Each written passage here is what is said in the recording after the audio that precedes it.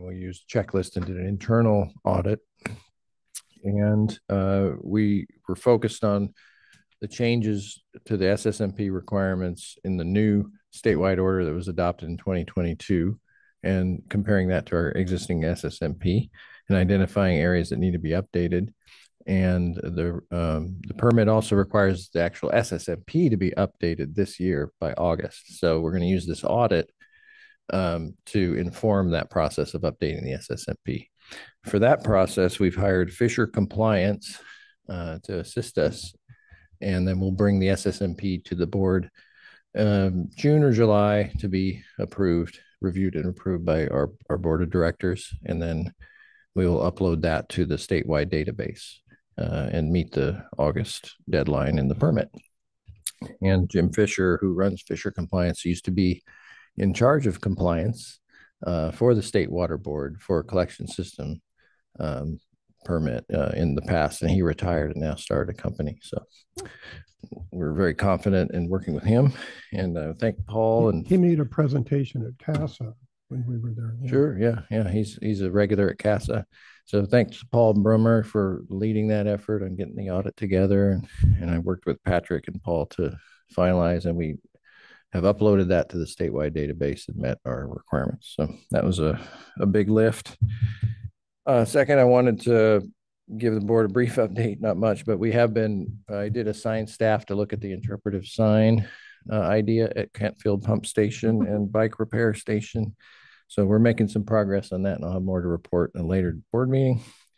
And then lastly, I want to thank Felicia Newhouse, Assistant General Manager here, for inviting the BACWA Managers Roundtable to attend or to have their quarterly meeting here in this room at Ross Valley Sanitary District. This is as I said, a quarterly meeting of the general managers of the Bay Area Clean Water Agencies, so all the sanitary districts throughout the Bay Area. And since we have the hybrid ability, folks were dialing in from around the Bay Area, and it was a well-attended meeting. And it was nice to use our facility to host that event and raise our stature maybe a little bit. So thanks to Felicia for arranging that, and that's all I have for my report. Steve, did you want to update the board on what we're doing about the refunding? Yeah, well, we were exploring that. I'll just say that on January. So regarding our 4 series bonds, we have approximately $90 million of debt right now through these 4 series bonds. And 3 of the series bonds from 2013, 2014, and 2018 became callable on January 1st. So that means we legally can pay them down if we had the cash, or we can otherwise refinance them or refund these bonds. And so we've been working with Sperry Capital and other consultants to evaluate refunding those bonds. And we were moving toward a target of February or March of this year, potentially, to do that. We've put that process on pause because interest rates have increased. And there's other factors at play. For instance, we'll be having our item number 8 tonight to have an update on the Larkspur Landing property and how that factors into our financial picture, because as Director Gaffney has pointed out at the Finance Committee, we haven't really factored in the value of that property into our financial planning. We've left that as not an assumption in our, and being structuring our pay-as-you-go capital program and our personnel needs, et cetera, based on living within the means of our sewer service charges and other revenue from property tax and that sort of thing. As we can consider the revenue from the Larkspur Landing property being surplus, it changes the discussion a little bit about how urgent it is to refund these bonds, because once you refund them, they're locked up for 10 years or so, and we wouldn't be able to use available cash if that were to be the case to pay them down. And so it limits our flexibility a little.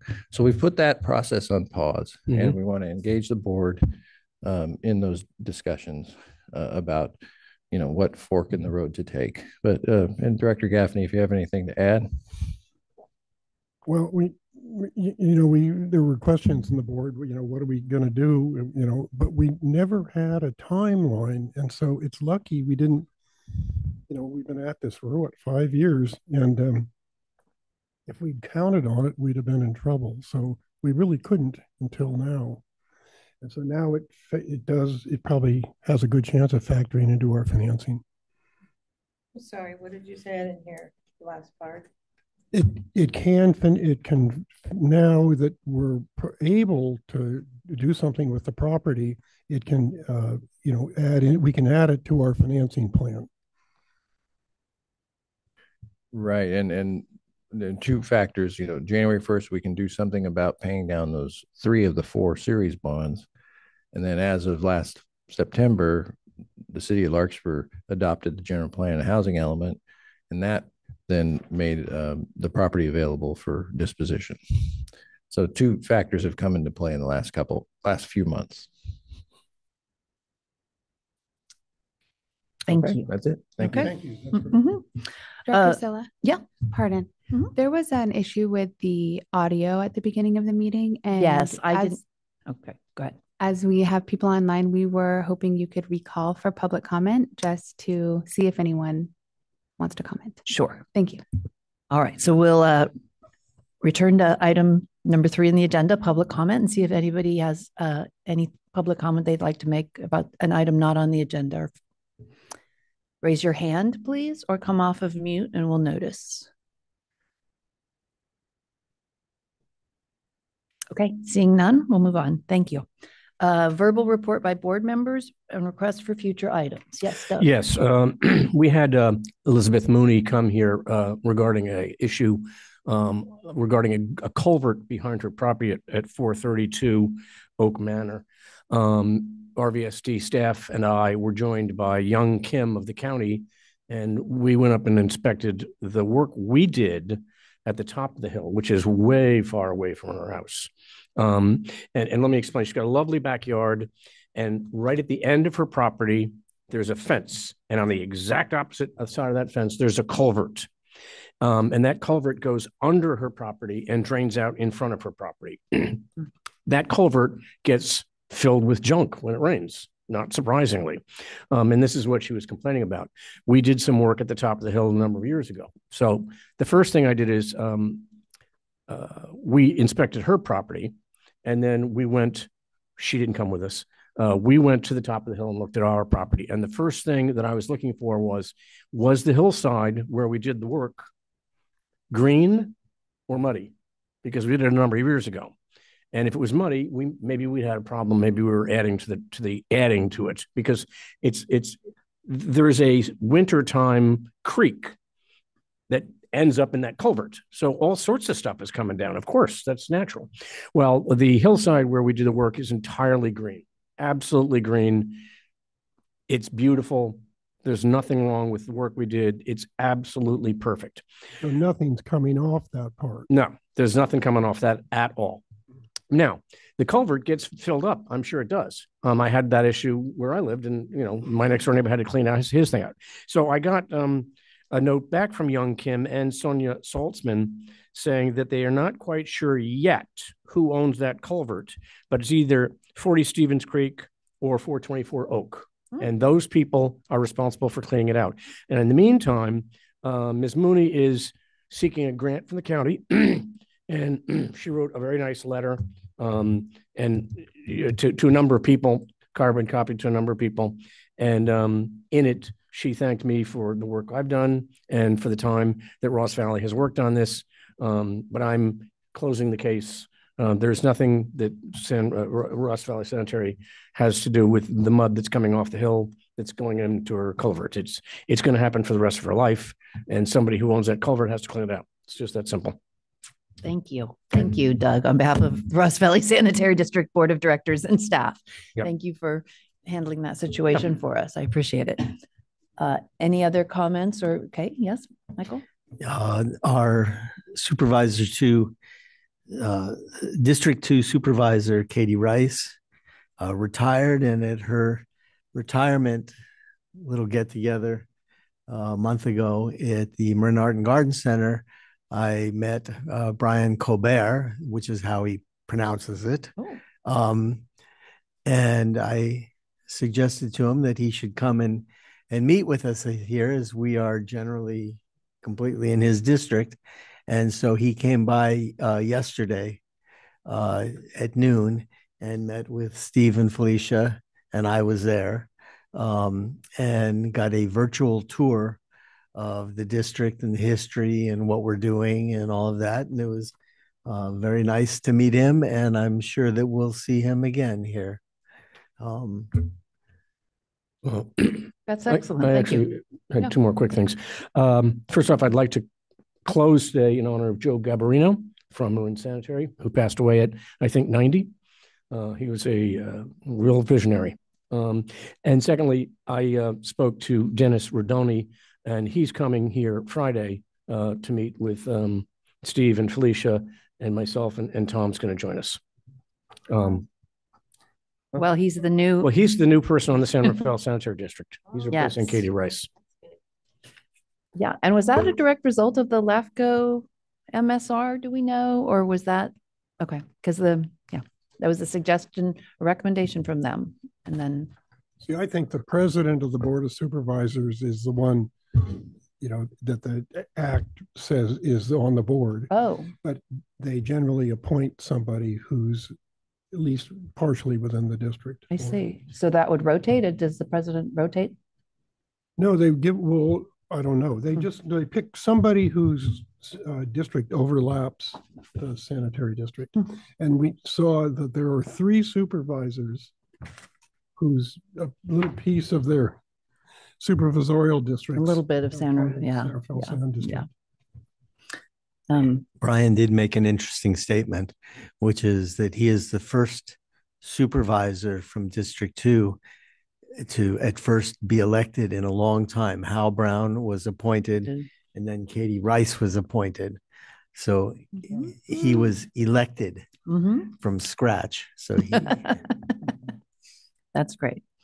It occurred to me, we talked about this at CMSA, loaning out the boardroom. That was on last month's agenda. And I looked around and I said, are there people who want to come and meet in this boardroom? It occurred to me, have we done any sort of, the public could ask to come and use this for purposes? We haven't received any requests from the public, but other Marin agencies, and as Steve mentioned, the Bay Area Clean Water Agency met here last week. So we're happy to arrange for that request as they come in. By the way, of course, North Bay Watershed Association met here recently. the agency that rented out CMSA was the Marin United Taxpayer Association, which became ununited. And so one half of the group still rented out the room while the other half sat in the audience and yelled at them. Now they're gone. Yeah, it just occurred to me, this is a lovely facility and it probably wouldn't, I mean, I know that at some point when I was looking for public space, there's a little bit of the mall at the Corte Madera Town Center that you can use, but it's kind of hard to find the room. It's up on the 2nd floor. So anyway, okay, thinking about that for the future. Yeah, and we haven't established any rigid, rules on that or guidelines. So far, it's just as people approach us, we consider it, and so far it's just there's been overlap, whether with North Bay or Right, Aqua with water. and so if you send folks our way, we just keep in mind that we need to keep an eye on it and help them with the audio, and we probably have to have our clerk help them with the hybrid setup, and so there would be it's not some zero work. cost. Yeah. Right. Understood. Okay. Thank you. Any other reports or requests? All right. Item number 7, the consent calendar. Does anyone have anything they'd like to pull off of consent? No changes. I'd move consent. All those in favor? Aye. Thank you. Item number 8, informational presentation and discussion and direction regarding the property at 2000 Larkspur Landing Circle, Larkspur, California. Yes, I'll introduce the item, and we have Bryant Sparkman here from Century Urban, who's been working with us since 2020. So it's been some time since we were completing the cleanup of the Larkspur Landing property.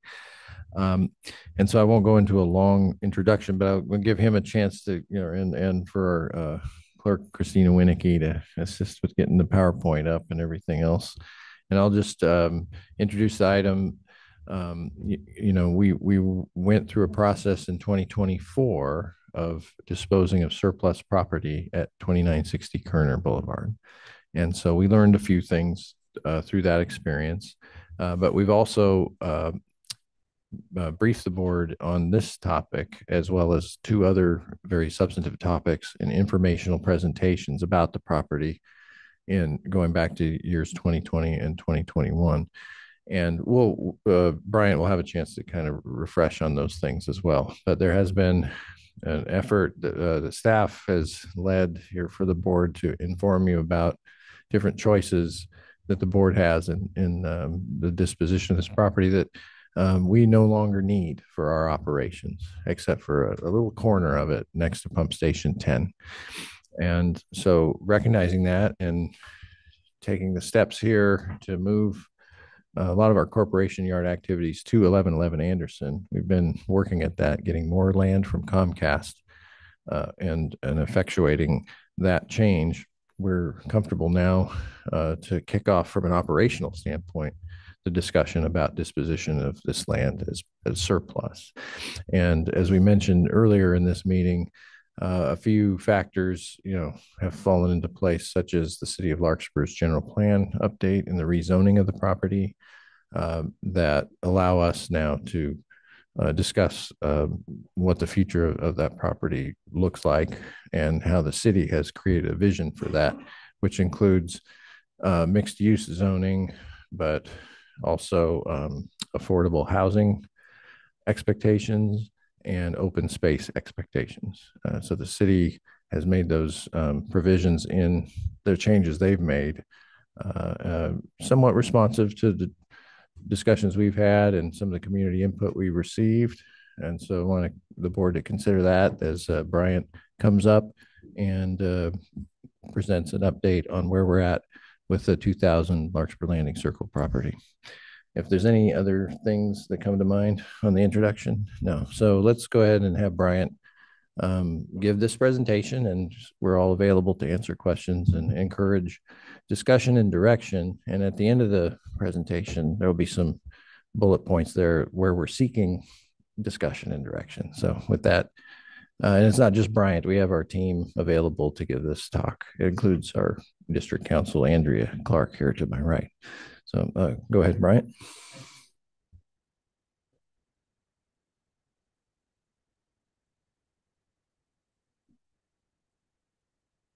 Testing 1, 2, 3. There we go. Well, I just want to start and say it's really nice to be in person with you all. I feel like I know each of you individually, having had many Zoom meetings over almost 5 years now. So it's a real treat and pleasure. And I'm also, really impressed with the facility that's been built here. So to start the conversation, because we've been on this journey for 5 years, I took a moment to kind of organize a few thoughts to kind of follow, but we're also going to have Riley Hurd from Rigianti and Freitas and Andrea Clark give updates on their respective portions of the project with land use and the Surplus Lands Act.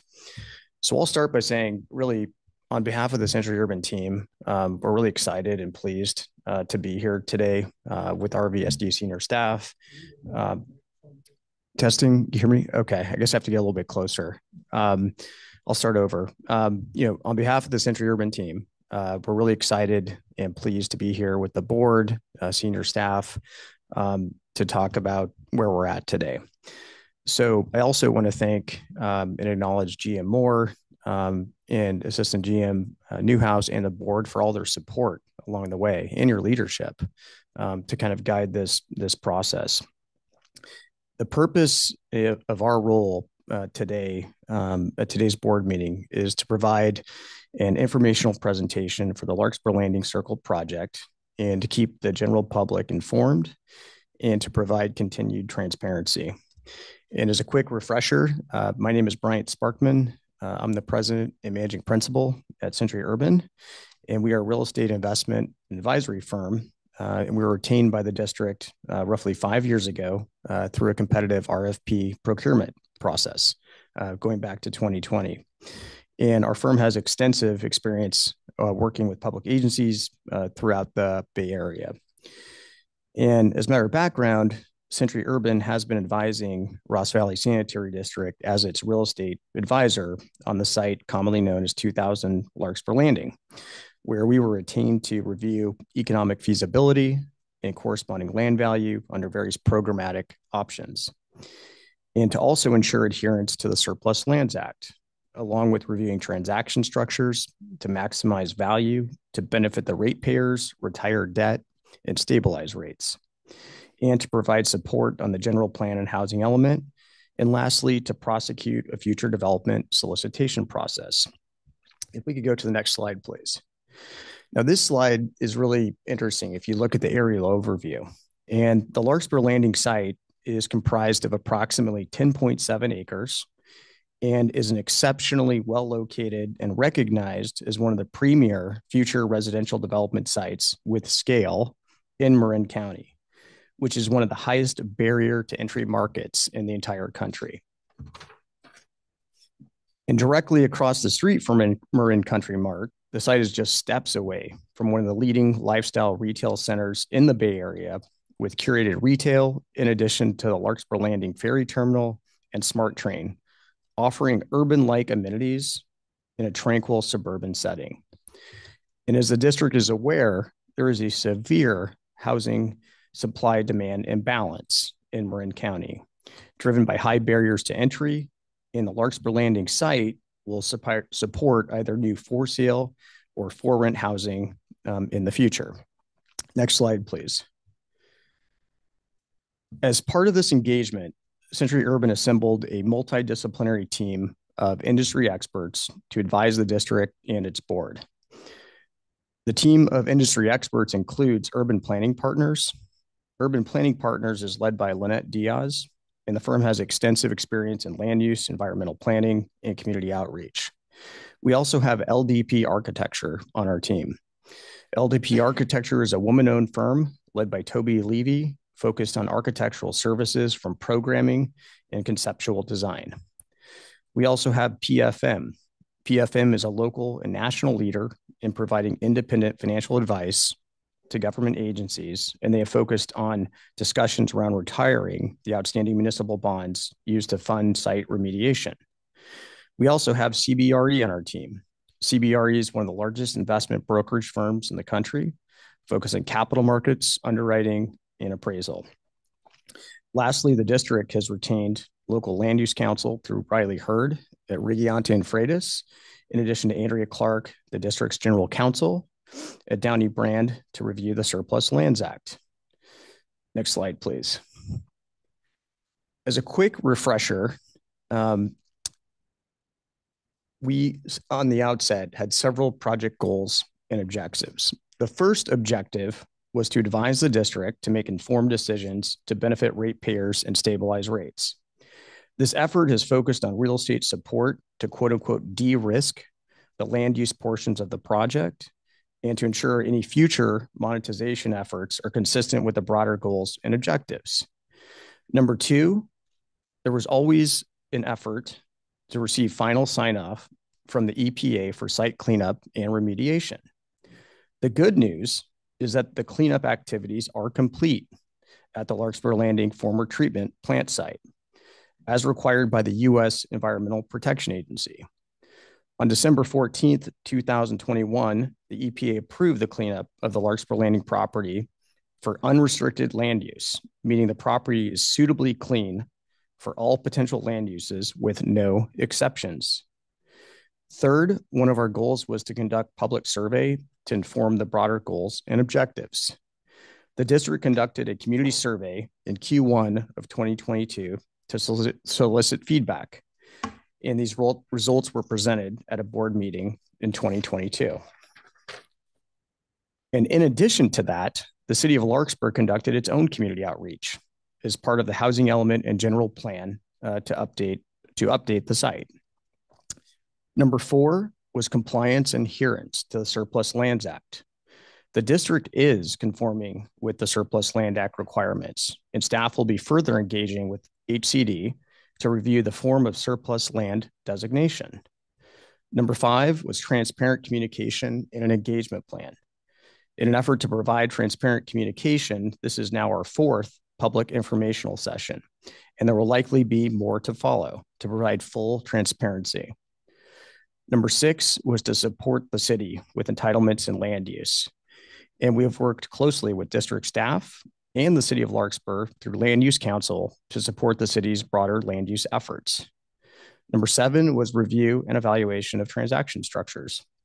And we have provided counsel as part of our first, we provided this counsel as part of our first informational presentation, and we'll continue to work with staff on this front to maximize land value at this site to benefit the district. Number 8 was a future potential developer RFP or RFQ/RFP selection process. Based on earlier timelines, we will continue to work with the district to advise on a potential future solicitation process now that the general plan and housing element have been adopted by the city of Larkspur. And so that is the quick refresher on our goals and objectives at the onset. And now I'd like to hand off to Riley Hurd, who will provide an update on land use and entitlements. So Riley, without further ado. Thank you, Bryant, and good evening, members of the board and staff. My name is Riley Hurd. I am a local land use attorney specializing in Marin County. I'm also a lifetime Marin County resident. I have appeared in front of you multiple times now over the years, and I'll just give the briefest of recaps of some of those previous experiences and then update you on where we are now. So you may recall I was initially brought on to interpret and analyze some existing entitlements that the district had at the 2000 Larkspur Landing Circle property. During that time frame, Larkspur was beginning to undertake its housing element update process, general plan update, and it was all in response to the state of California assigning them 979 units that needed to be accommodated within the city limits.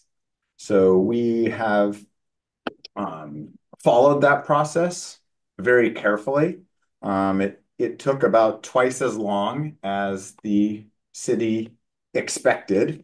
But when you hear what they have done, it has there's good reason for that. It's been a very, very heavy lift.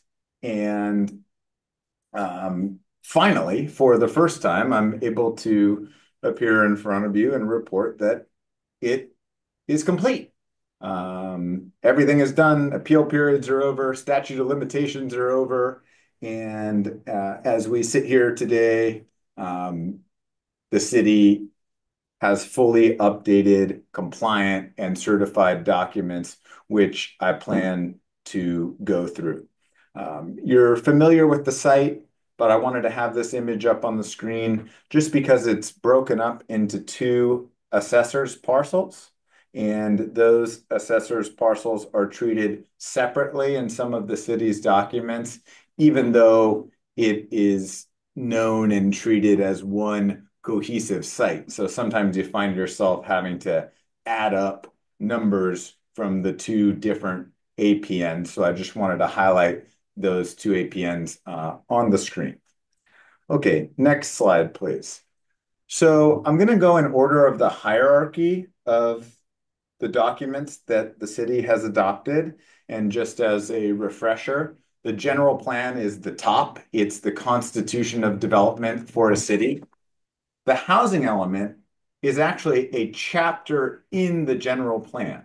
So it's on equal footing with the remainder of the general plan. It's just the only chapter that is required to be submitted to the state for certification and is mandatory and goes through a pretty significant review procedure, which does not occur for other chapters in the housing element. Below that is zoning.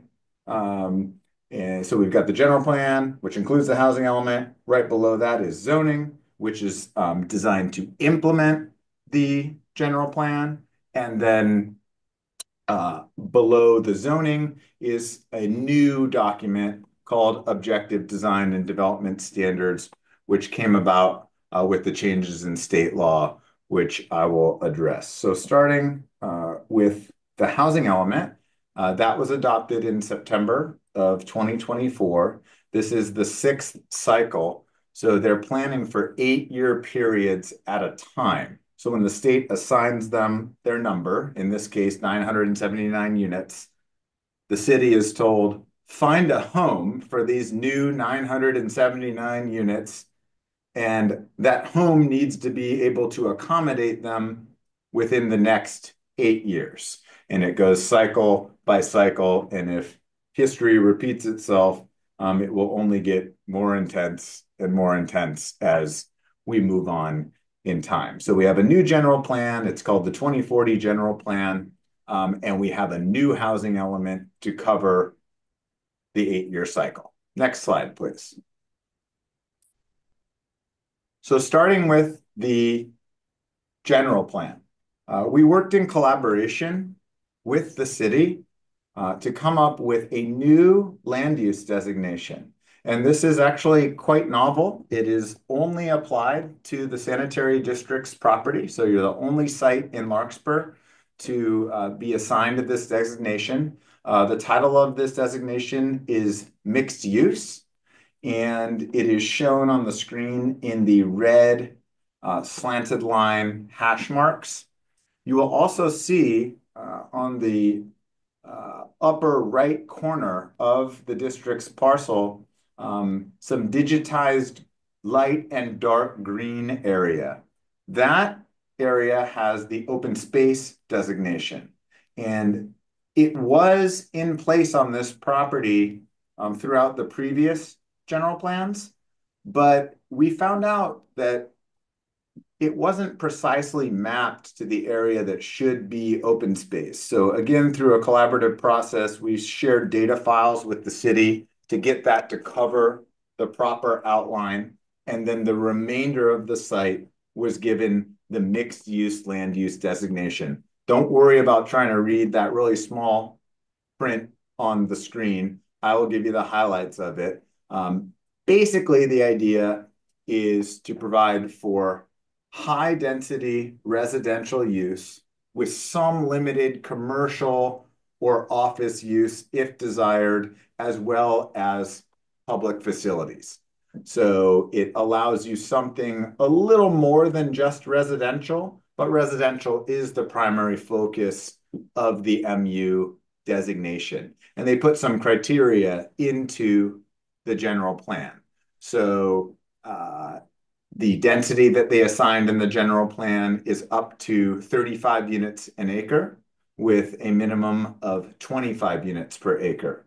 And minimum densities is a relatively new concept that's being utilized to ensure that cities get enough housing on a site. It used to be worries about too much, and all we ever saw were maximum densities, but now minimums are being utilized. And a lot of that has to do with the state mandates. There is a floor area ratio, but it is 0.4 for commercial uses and 1.0 if you add hotels. They make a note that this FAR does not apply to housing. It's only for the mixed-use commercial hotel portion should someone move forward with that. They encourage affordable housing. They note that the state density bonus law may be in play in this jurisdiction. And they also leave an opportunity for 100% affordable projects. So it's a very, very flexible land use designation, very generous to the landowner with the range of uses, the range of density, generous FARs for the commercial portions, and it's really designed to facilitate the development of the property. So that's where we landed in the general plan. Next slide, please. Now, the housing element, again, is a chapter in the general plan, and this is where the city has to prove to the state that it's got the room for its almost 1,000 units. And they do that by going site by site and saying, we think that this site can hold this many units and that site can hold that many units. And of course, the Ross Valley Sanitary site was included in the housing element. And the city really leaned in on this property for meeting some of its density obligations. And they committed to the state a realistic build out here of 320 dwelling units. And again, when you look at these tables on the screen, the reason you see 2 rows in each is because they were treating those 2 parcels individually.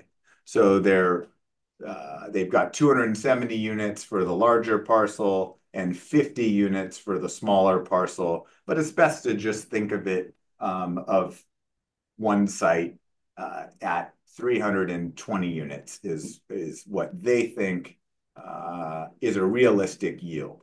Now, I want to make a few comments about the income categories that are in the columns on this screen and in the housing element. This is a mental exercise. It is showing to the state that this site could hold this many at low, this many at moderate, this many at market rate. It is not a requirement. This is one of the most misunderstood things when people read housing elements and of housing element law. It is simply a demonstration of capacity. So when you see, for example, that 2000 Larkspur Landing, which is known as Site D, which is the larger portion, has 100 low and 50 moderate and 120 above moderate, that is merely a proof of concept. That is not what is required to ultimately be built here. And we will cover what is actually required. This was more of showing what could go here to the state. So I just wanted to highlight that fact to avoid any confusion. So that's where we landed in the housing element. Next slide. They break it down in the housing element, again, by APN, but they're pretty much the same other than the size of them. They have assigned a density of 25 to 35 units per acre for each site. They've discussed utility availability. They note whether the site has been used in previous housing elements. The reason that's relevant is if a site has been used in a housing element before, which this one has, it is required to be rezoned for by right development. In other words, the state will only buy it once without the by right. And if you try to use the same one again, they say, okay, we're going to let you use it, but it has to be by right. So that's why they highlight those things here. And then they have some relatively complicated calculations about what they think a property can actually yield versus a numerical maximum based on density. Because if you just took the whole site, it's a little bit over 10 acres, and you took the high end of the range, you kind of come out in the 375 unit range. But they used some reduction factors based on slope, roadway necessity, infrastructure requirements that tend to shrink project unit counts. So that's how they ended up with the 320 as opposed to just multiplying 35 by the number of acres. So that's what these 2 slides do, is break down each parcel and discuss the zoning and the outcome. Okay, next slide, please. All right, so we've covered that we're mixed use in the general plan. We're 320 units in the housing element. And so now the nuts and bolts, or the implementation of this, is the new zoning ordinance that Larkspur passed.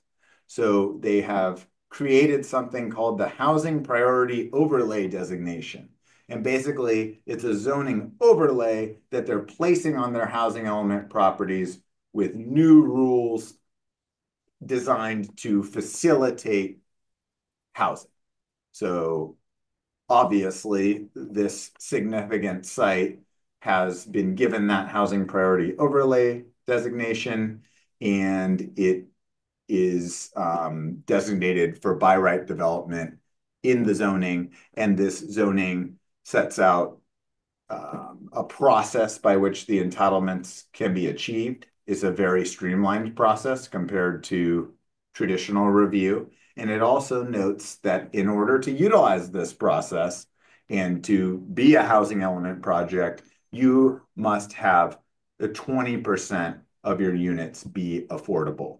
Now, you guys will hear later in the evening that the Surplus Lands Act and other levers actually require most likely a slightly higher percentage. But to use the city's process, you got to be at least 20% affordable.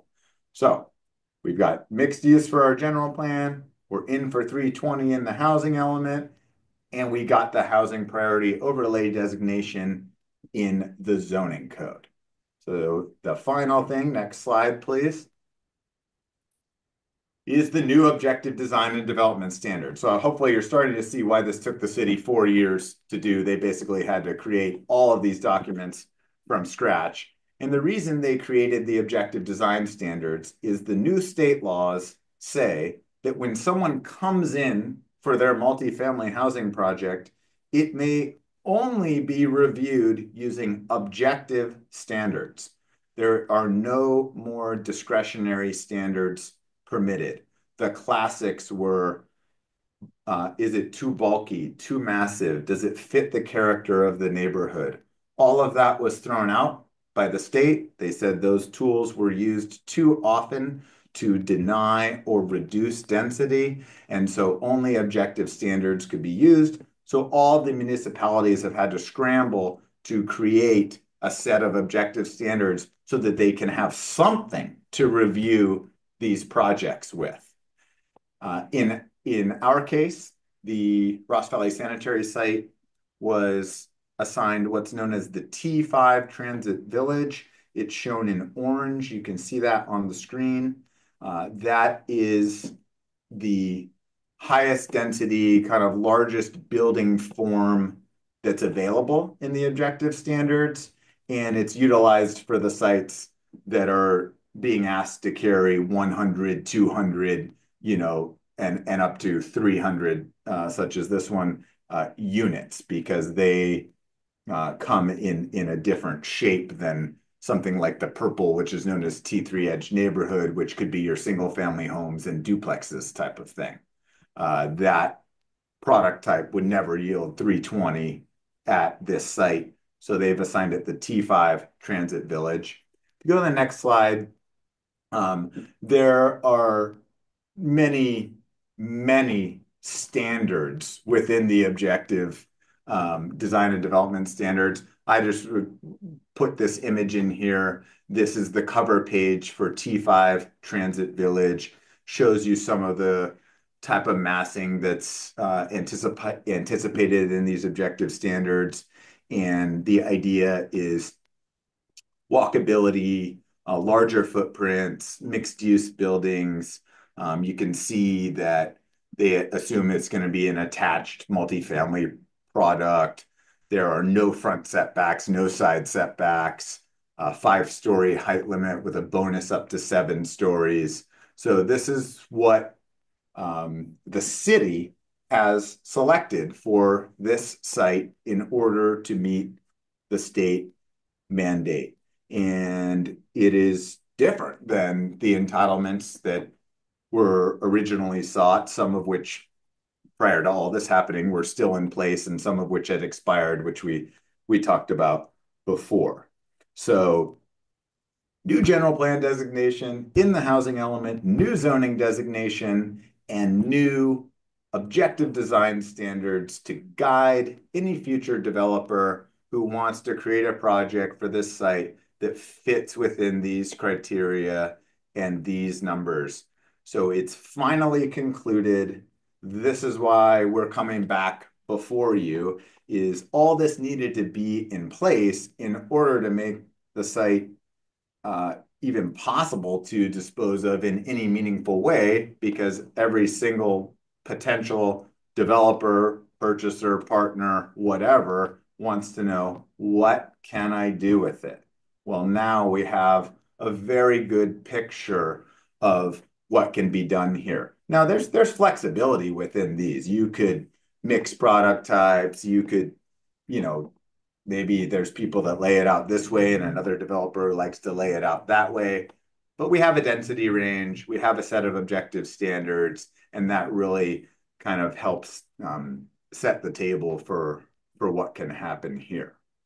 So long road, I know it's actually a bit complicated, but hopefully that explains where the site sits today after this long process. Okay, next slide, please. I'll move to my portion. So moving from what the city's decisions have been back to what this board's decisions would be in the future, I'm going to remind the board briefly about the Surplus Land Act. Next slide. It'll be brief because, as you know, you've received overviews before from me in addition to updates.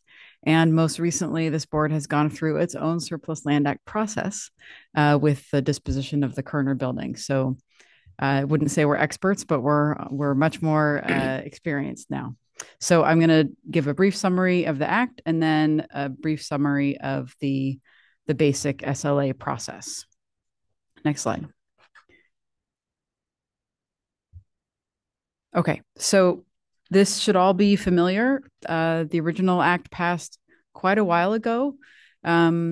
Its intent is to prioritize reuse of lands that public agencies no longer need for certain purposes, including affordable housing, parks and open space, and schools. Generally, surplus means not necessary for the agency's use any longer. And in 2019, there was legislation, AB 1486, that added a few procedural requirements and significantly expanded the role of the Department of Housing and Community Development, HCD, which is a state department, gave it enforcement authority and the ability to develop guidelines, which it has. It's developed and modified those guidelines a few times since 2020, overall resulting in public agencies need to pay a little bit more attention to dotting their I's and crossing their T's than prior to AB 1486. The penalties for noncompliance are pretty steep. As you can see, we have numbers like 30% and 50% of the sale price. And when you think about a property like 2,000 Larkspur Landing, that could be pretty significant. And that can be relevant because third parties can bring an action to enforce the surplus, to enforce the act. So it's definitely worth our effort to make sure we're in compliance. Next slide. So there are generally two paths under the Surplus Land Act. An agency declares the land surplus or it declares the land exempt surplus. Surplus meaning it no longer needs the land and the SLA process applies. Exempt surplus meaning there's some exemption that applies with respect to the procedural requirements of the SLA. And so either no process is required or some separate or more minimal process is required. If it's surplus, as we well know, we distribute a notice of availability to certain local agencies and housing sponsors and other entities. The state maintains a list of housing sponsors that can put themselves on it voluntarily. We wait 60 days to see if there is interest to buy or lease the property. If there are no responses, as we learned last summer, the property can then be put on the open market, which is what we did with the Kerner property because we did not get any responses from any of those particular recipients within 60 days. If there are responses within 60 days, the agency has to negotiate with each of them in good faith for a period of 90 days. There are priorities that the law sets forth if there are multiple entities that are negotiating. related to maximizing affordable housing. The law provides that if there is no agreement after 90 days on price and terms, the land can then be disposed of on the open market with certain affordability restrictions, which would run with the land. There is no requirement that the land be disposed of at under its fair market value. And so it's not intended to short public agencies with respect to the value of the land. Next slide. If the property is exempt surplus, that means that one of the long list of statutory exemptions in the law applies. And it's quite a list. If it's less than half an acre in size, if the agency is performing some special action like exchanging it or transferring it with other agencies, there's a handful for developments for affordable housing, and a few related to the status of the land, like former military-based lands, airports, and lands in community land trusts. And so depending on the exemption at play, the agency first declares it exempt surplus rather than surplus. And depending on the exemption, there may be some solicitation process in lieu of the notice of availability process, or there may be no process at all. So as part of the Larkspur Landing process, we are looking into declaring surplus and possibly declaring exempt surplus, depending on how things go over the next few weeks and months. So with that, I said it would be brief. I tried to make it brief. You all have been through this rodeo, so happy to take any questions, but we'll go back to Bryant. What's the NOA process? Notice of availability. Oh, okay. Yep. How do we, if we're going to go negotiate with another agency, how do we determine fair market value before we open it up to the public? Typically we would do an appraisal as part of the process, and we would have an understanding of what fair market value is going into one or multiple negotiations as appropriate. Okay. I have a couple of questions for Riley. Actually, we're not quite done. Could we let him Helen. finish the presentation and then Yeah, I thought we those were questions? questions. Thank you Okay. so much. Thank you. And if we go next slide, please.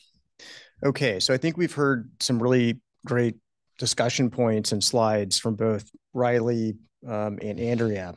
And so really the next kind of logical flow of the discussion is, where are we headed in terms of discussion and direction for the Larkspur Landing site? So I think that we've outlined kind of 5 key priority areas for the board and staff's consideration. Number 1 is communication with HCD. This will review the potential disposition process for current concurrence with HCD requirements as either surplus or exempt surplus, as Andrea outlined earlier. Number 2 is really going to be further communication with the city of Larkspur. This will outline the timeline, the process with the city of Larkspur as a partner who effectively has de-risked the site through the housing element and the general plan update. Third is a revised timeline where we will prepare the schedule for a potential land disposition process, kind of going through those various steps. I also think this goes to Director Gaffney's earlier comment for financial planning purposes. How does that impact the district and its future financing thereon? Fourth is really a confirmation of the transaction structure. And we will work with the district to formalize an optimal transaction structure to maximize value for the district and its ratepayers, and potentially to retire debt and stabilize rates. And lastly, the confirmation on approach for a potential disposition process where we will prepare a draft submittal package along with requirements thereon, with the goal of ensuring this is a project the district can be proud of in the future. And so that really kind of concludes the presentation this evening, but we felt that it was extremely important to, one, share all of the good news over the last 4.5 years that has transpired through this process. So with that being said, I'll hand back to GM Moore for further review or comment. Well, yeah, we want to engage the board. Any questions that you may have based on that presentation, and we can have a little bit of a discussion on potential next steps. But I will say it makes sense in reaching out to HCD. They'll be interested in reviewing a draft resolution that you would consider for declaring the land surplus. You've done it before, for Kerner, and we've got some draft documents ready to share with HCD. But we wanted to provide this update to you and the public, letting them know, you and them know, 2025 is a year we're taking disposition of this property seriously.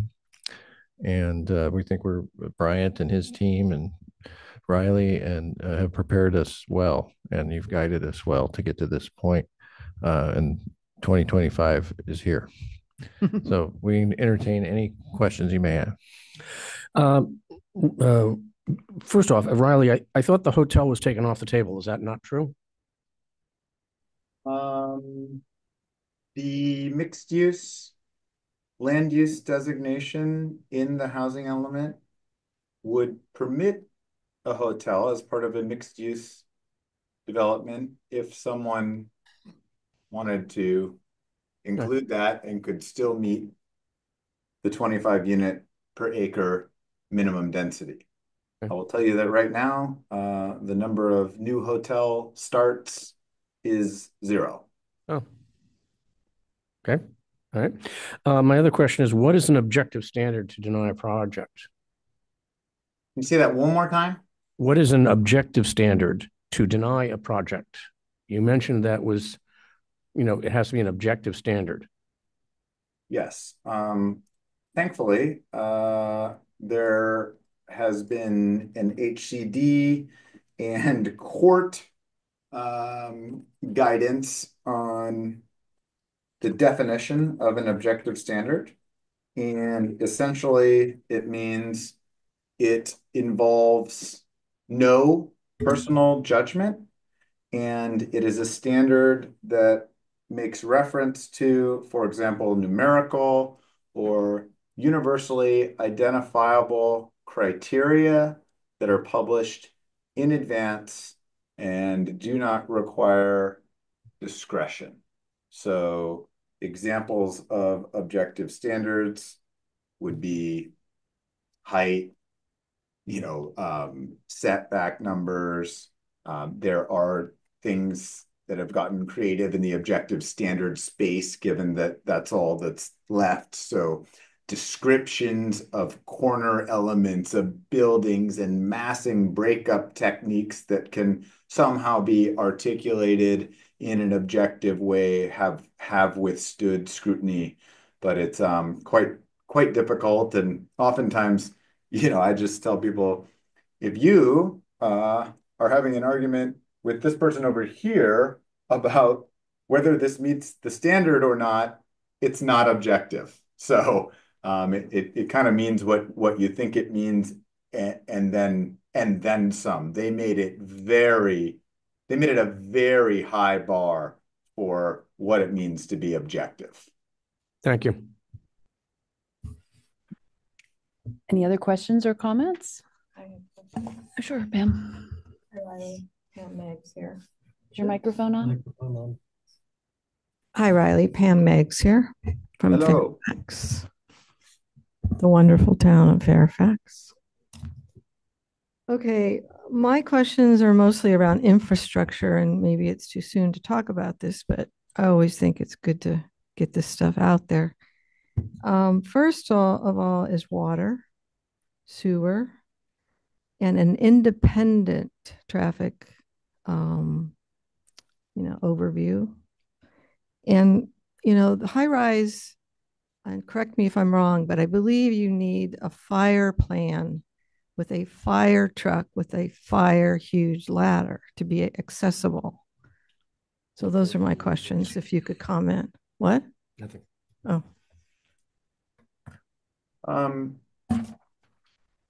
I didn't. Would it be possible to stop the screen share just so I could see a little better? I didn't quite hear a question in there, but I think I know what you're getting at. And the water thing, it seems obvious to everyone, but the state essentially said, I don't want to hear about it. This is your assignment. Find a home for it. And that was that. So the state kind of took the water consideration off the table. For the utilities availability, this cycle, HCD had a very strong and new focus on the feasibility and likelihood of development of candidate sites. And for ones where they thought the utilities weren't readily available, or it would take an extremely long pull of sewer or power, they wouldn't let the cities count the sites. Something like this one that's next to a mall and a train station and a housing development, there's no meaningful consideration of utilities. It's assumed that they are available.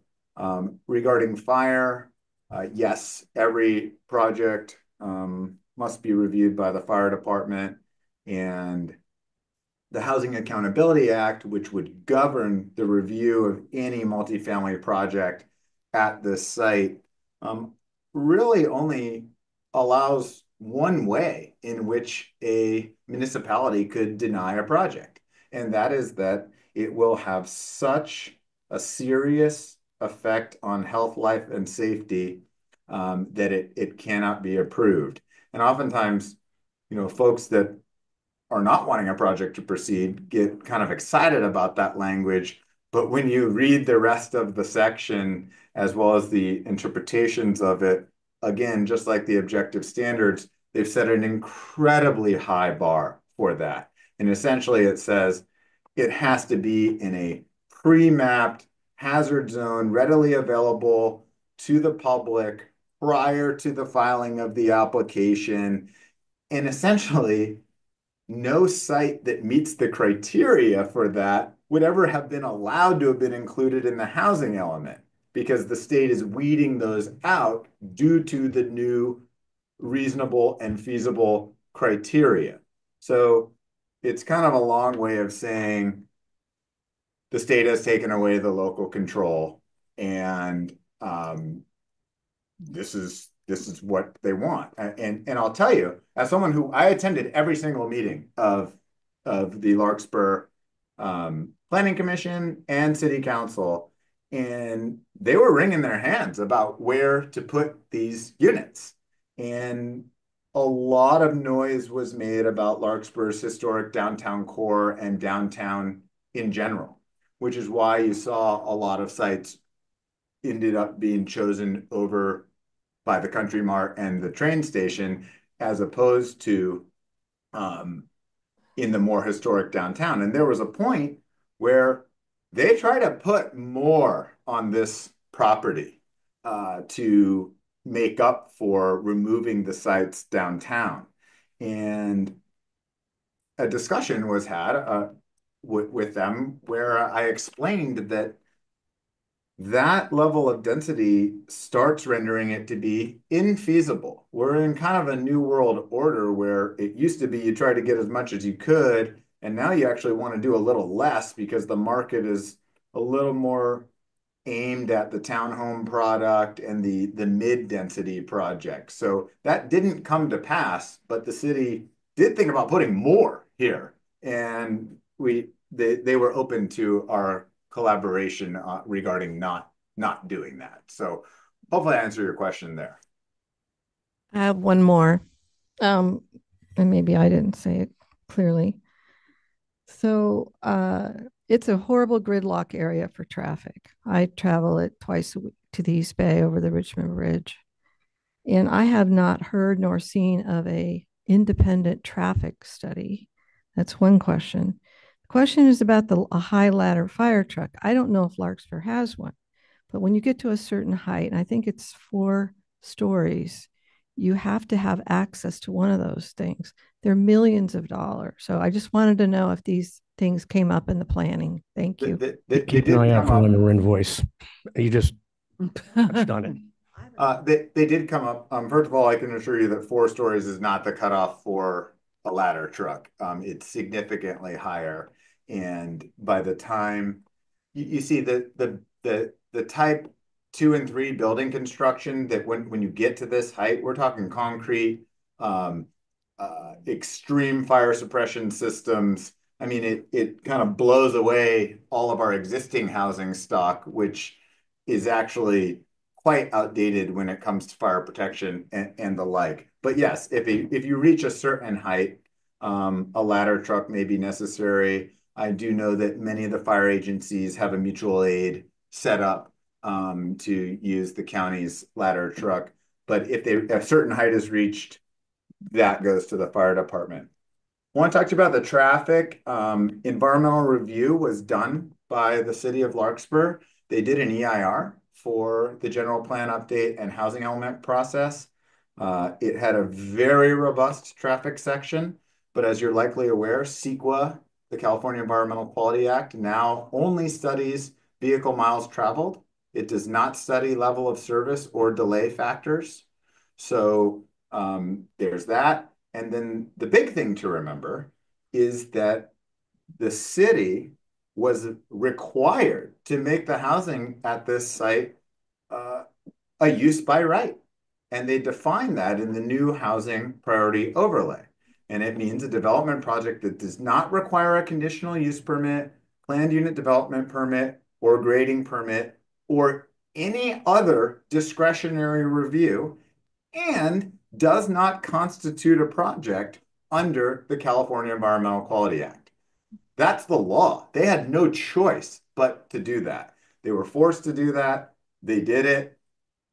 I mean, many people have sued. Huntington Beach files a new lawsuit against the state of California, monthly, I think. No one has won. And the judges finally wrote in an opinion, if you don't like this, vote for someone else. That's just, they said, we don't know what to say. The laws say what they say. So Larkspur had to follow the law. And that's what they've done. I think, thank you, Riley. Our board member Megs, and thanks for mentioning the EIR was done. There was, some environmental review and disclosure of those potential impacts.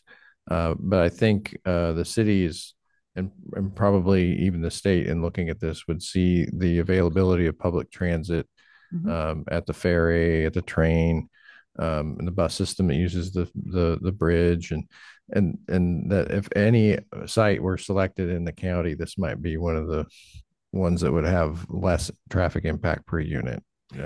This is I look at projects on an individual basis. This one's right next to 101. It's right next to 580 to 80. So this is fine. This is a logical place for it. I don't see the objection. Put differently, the result of this whole I need a spotlight. Well, the result of this whole endeavor by the city and what they had to do, if you look at it through a different lens, was a huge value add to the property. So when you look at it through the kind of fiscal responsibility lens and the like, the outcome is pretty desirable, and it was done by the city. Right. From our perspective. Yeah. I mean, we're not a land use entity. We own a piece of property, and the land use entity has made a decision about how this is going to be handled. I'm just curious about the timeline. So when do they have to have the 320 units built by? This is just curiosity. Oh, yeah. 2040? That's a great question. So no one is required to build anything. Okay. That is another widely misunderstood concept of housing element law. The cities are required to zone for and permit the density that they're assigned by the state, but all involved acknowledge that there are so many market conditions outside of our control that you can't require they be built. I've personally entitled thousands of units in Marin in the past 4 years. Not one is under construction. Not a single one broke ground because the rates are too high, the construction costs are too high, and the projects don't currently pencil. So I'll tell you, the production countywide is going to be dismal if you're looking for units being created. But Larkspur did its job. It got its housing element certified, but no one's required to build anything. Thank you. That's that's very clarifying. So there's no action required by us on this tonight, correct? We wanted to have an encouraged discussion and direction. If we could pull up the last slide, just to cap off the item for tonight and move on through the agenda.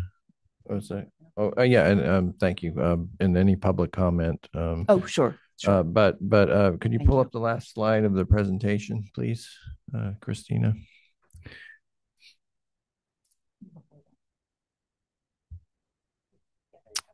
Yes. So I would staff would appreciate hearing from the board on your comfort level with what we've got before you here. Real quickly, I mentioned HCD. It's our intent really after this board meeting to reach out to our contacts there and get the resolution process resolved, talk about exempt surplus versus surplus, and come back to you with a proposal as soon as next month, potentially March. You might remember when we did the community survey, amazingly, it was almost 3 years ago, but we gave you a timeline on how long this process would take to go through the potential of RFP and RFQ process with developers and coming to agreements with them. The timeline on that we talked about was months from Larkspur's adoption of the general plan. So this is 2022.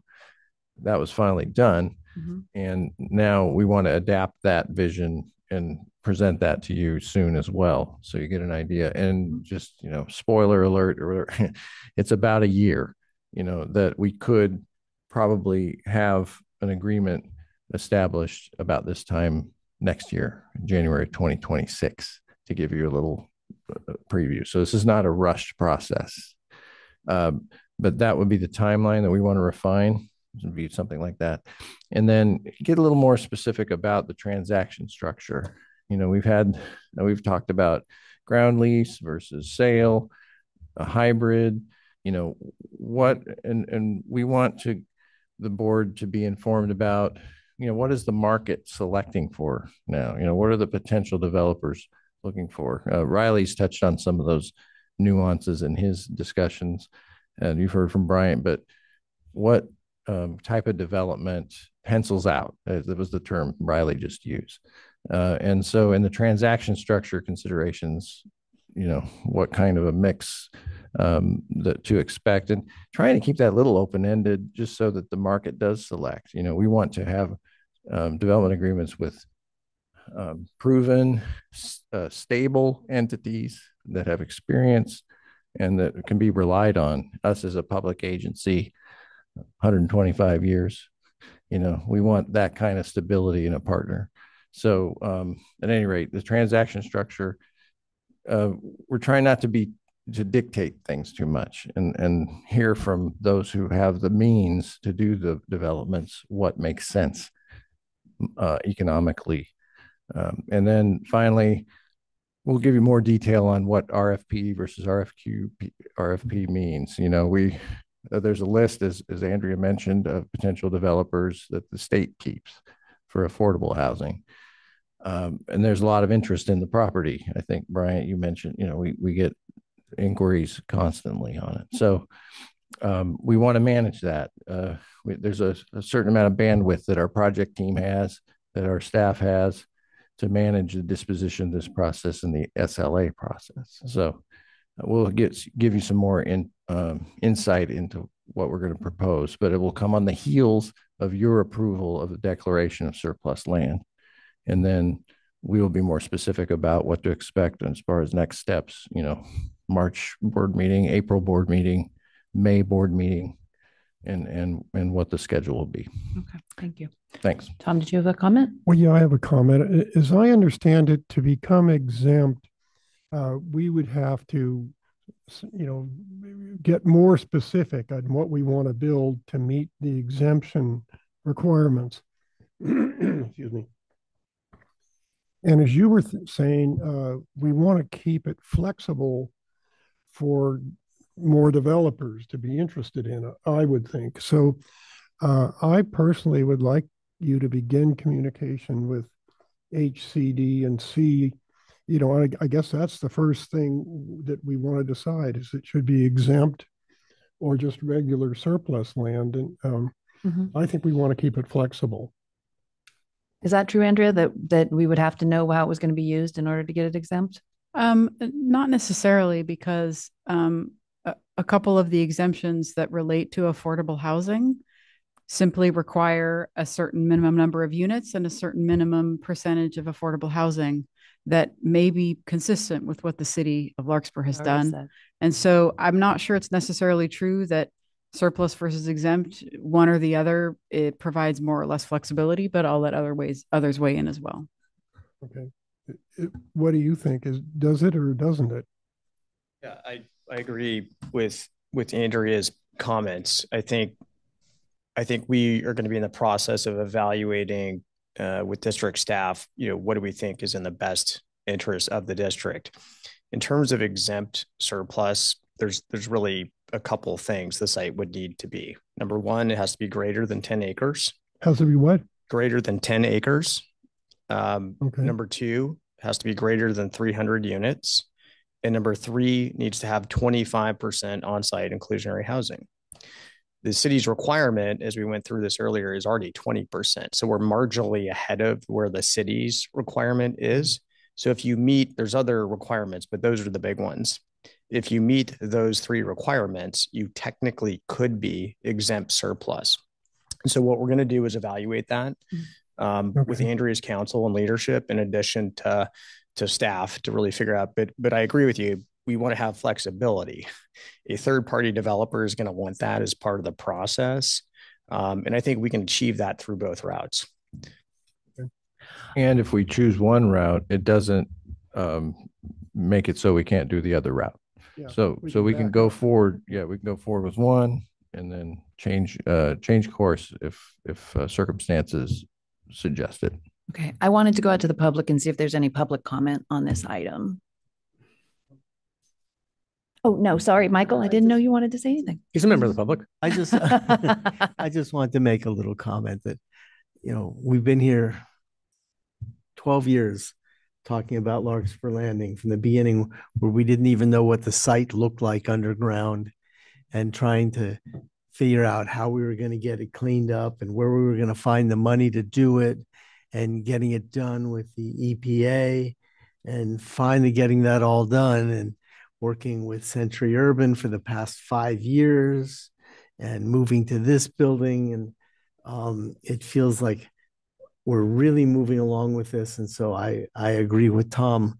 Let's get to HCD and, get our intentions known to do the Surplus Lands Act and make this really happen, because I think this is huge for the district, and it's a big milestone. So thank you for everybody for making this happen. All right. Any other comments from the board? No, it's a good job, Brian. Yeah, I Thank you. think we're very pleased with the work and the progress. And what I'm hearing is that the board members are okay with the staff moving along with the items we just saw. Absolutely. Okay. I'm going to abstain. Okay. I wasn't taking a vote, but do you want us to take a vote, Andrea? Okay, never mind. There's no need. Okay. I'm wondering, we have two people online here. Do we need to have them introduce themselves? I can't hear you. That's what she's. You don't have to. Okay, never mind. No. Well, I asked for public comment earlier, but But I butted it. sorry. Okay. Should we go back out to the public? Do we have any public comment on this item? All right. Seeing none. Super. So direction is given by staff to proceed as recommended. Go to it. Thank you. Thank you, board members. Thanks again, Brian. Thank you. Appreciate all the great Thanks, questions. Riley. Thank you, Riley. Thanks, Century Urban. All right, item number 9, authorize the general manager upon review and approval of council to approve task order number 32 to the master services agreement with Integral Consulting for CEQA compliance with the Palm Man Cypress Gravity Sewer Improvements Project in the amount not to exceed $78,590. Phil, Steve? Yeah, I'll briefly introduce and then have Phil give the overview. But I'll just say that the Man Cypress project is new in the capital improvement program. We talked about it at the finance committee at length. It's responsive to county paving project schedules and techniques, or their construction technique, and the need for us to get some sewers done ahead of their schedule. So the first of the two items here, items 9 and 10. 9 relates to authorizing a contract with Integral for the environmental compliance, which will be an initial study and initial study and mitigated negative declaration under CEQA, as we do for other gravity sewer improvement projects. And with that, I'll hand it off to Phil. Thanks, Steve. Evening, board. Tonight, this item, just to give you an idea of the project, we're looking at replacing about 1.9 miles of gravity sewer in the neighborhood of just upstream of Laurel Grove, where we recently completed a gravity sewer project in 2020. We had bookmarked a number of these pipes previously in our 5 and 10-year capital improvement program for replacement based off of a wastewater collection system capacity evaluation that was done by West Yost in January 2023. It identified a number of capacity issues in the Laurel Grove area, and we had marked these pipes as needing to be replaced because of their high likelihood of contribution of inflow and infiltration to the system. So this was a way to address that capacity issue by reducing INI upstream. We are always coordinating our gravity sewer and all of our projects with local jurisdictions. The County of Marin, where this project is going to be located in their jurisdiction, they let us know about a paving project that they were planning to perform on these streets. In the fall, we discovered that they were going to be doing a little bit more extensive pavement work. Typically, pavement rehabilitation project involves a grind of several inches, 2 to 3 inches, and then hot mix asphalt overlays. This project, they're looking at grinding to depths of 18 inches or greater. This is what is typically called full depth reclamation. So they are going to be grinding quite a ways down, and they recycle that material in place, and it leaves a very durable road base. Naturally, we don't want to come back through in 5, even 10 years or ever, if we can help it, and cut through that brand new pavement surface. So we worked with them on what their schedule is looking like. The county is planning to go out to bid this spring for this work. So we accelerated the select few pipes from that, totaling about 1.9 miles of sewer, and created this Palm Man Cypress gravity sewer improvements project. The looking at the wrong one here, but the task order to execute here tonight is number 32 with Integral. Obviously, task order number 32, they're no stranger to our needs for project delivery to address our CEQA compliance. It's there are a lot of steps and timelines to that process that Samantha, who's on the call now, is very well versed and good at keeping us on task and making sure that we cross all our T's and dot all our I's. And so Samantha's on the call. I believe she's on East Coast time. So thank you, Samantha, for joining us. Samantha, do you have anything to add about the project? Hey, Phil. Nothing to really add yet. Just this is our standard report that we've been preparing for the district. And just we have one subcontractor that will help us with the cultural and tribal work, because we do have several pipe segments in higher sensitivity areas, but it's nothing that we're a stranger to. And yep, if there's any further questions, let me know.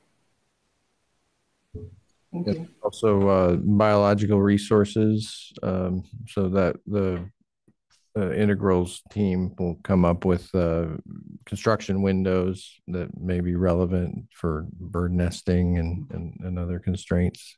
And there are, we'll have to be careful around some of the ephemeral streams too, you know, in terms of some mitigation measures that are typical in those areas. Thank you. Yeah, this is to oversee the next, the capital project is the next item. Right. So if anybody's So confused, I was a little confused when I first reviewed the board packet. I was like, where is this? What are we doing? But yeah, well, hang on, we'll get there in item number 10 and it'll kind of make more sense. It's a little high, isn't it? It's 17.49% of the actual project. Oh, that's the next item. I know, but this is 17.49% of that. Isn't that? Well, yeah. This is for the CEQA compliance, and so this is in line with the budget that we've seen. The 78,000. So that's the engineering. Yeah, you're talking about the engineer. We'll get to that item. Okay. Yeah. All right. The proportionality they're talking about. Any questions about the environmental review? Construction is probably going to be in the $3 million. Do you have an estimate, Phil, for construction? Sorry, 1 second. We're kind of, yeah, and in the future we'll put the design contract before the CEQA compliance on the agenda. What we learned yesterday was this deep grind process often chews up sewer laterals as well. Well, yeah, we hope it does. How would you feel about going to item 10 and talking about that and then coming back to vote on this? Would that be? Yeah, whatever. No, we can vote on this now. Oh, okay. Yeah, we're ready to go. All right. Yeah, I got my question answered. We reviewed it at finance, so I feel like we're a little ahead. But this is anyway. It's work we need to do that we realized we should do because of the county paving. Move that we authorize the general manager upon review and approval of council to approve the task order number 32 to the master services agreement with Integral Consulting Inc. for the CEQA compliance for the Palm Man Cypress Gravity Sewer Improvements Project, project number 959, in an amount not to exceed $78,590. Second. All those in favor? Aye. Aye. Aye. Okay. Thank you. All right. Item number 10. Good. Yeah, we have Phil up here. Same team. And then we've got our team from West Valley Construction here to talk about some of the design considerations for this project we were just talking about. You had a question about the preliminary construction cost estimate. So now we have item 10 in front of us. It's on board packet page 72. There's a preliminary construction cost estimate of 3.6 million at the bottom of the page. That's right. At the very bottom and the schedule board packet number budget 72. Yeah, and in that part of the staff report, we also talked about, we're adding a whole new capital project. Do we have money for it? And based on the anticipated expenditures of funds under this proposed design contract, it won't exceed our available cash flow, and the majority of the project's expense really be next fiscal year. That even work done in June doesn't really get billed into July, and so it's a fair assumption that our existing capital budget of 12 million has enough ability to absorb. And I gave you some specific examples of other projects that aren't going to be even built, like that we're going to do Kerner building improvements that in case it was going to be leased or something like that, and we ended up not spending that. So that's an example of available funds not spent that can be used to fill the gap, in terms of any expenditures for both environmental and design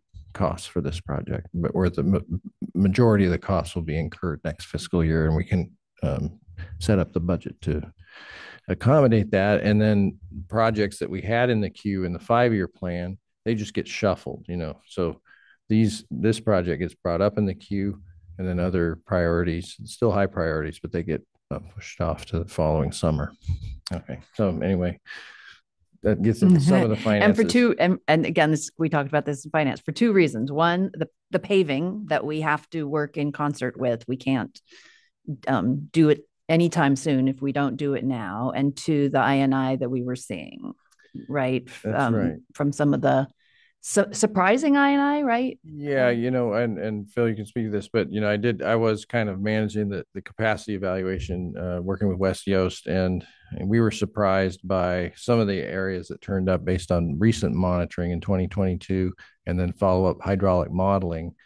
This was an area, as Phil mentioned, we just did a trunk line project in 2020. I mean, we did significant capacity increase along Laurel Grove. From 6-inch trunk, 6-inch trunk line, to a 10 and 12-inch diameter. And yet we still saw some modeled backups. And why is that?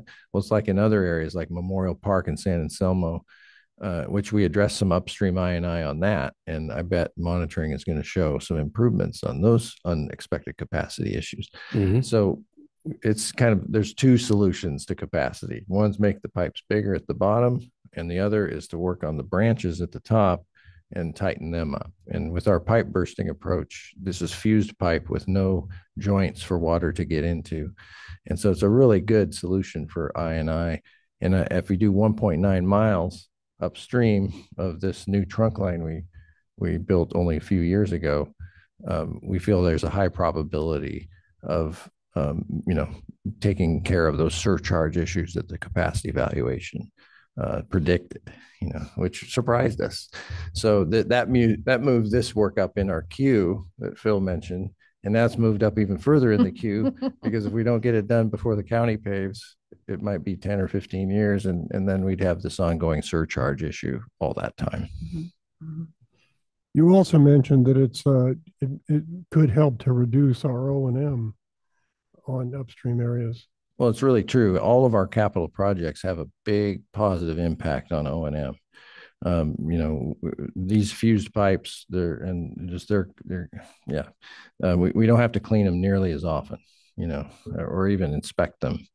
In some lower areas, we do need to. We can't just assume because it's new, we can't maintain it often. But in the branch sewers that are up in the hills, it's a fair assumption that we only have to go once every 3 years, probably, if that. And those are the time-consuming lines as far as manpower or, just the hours of labor per foot cleaned. It's a lot more up in these branch sewers that are in easements and difficult to access and set up. It's different than in the street. And remember that factoid that 35% of our sewer system is on private property. I saw that. We were on our easement on Francis Drake today, behind the woman's fence, right? I remember when she came to the meetings a while ago. So yes, Director Gaffney, it's a really great benefit, all of our capital projects, but especially in these areas. So thanks for letting me talk about that. No, it's a big project. There's a lot of stuff done. We always talk about pavement moratoriums too. And so, I'm glad the county came to us and talked about this.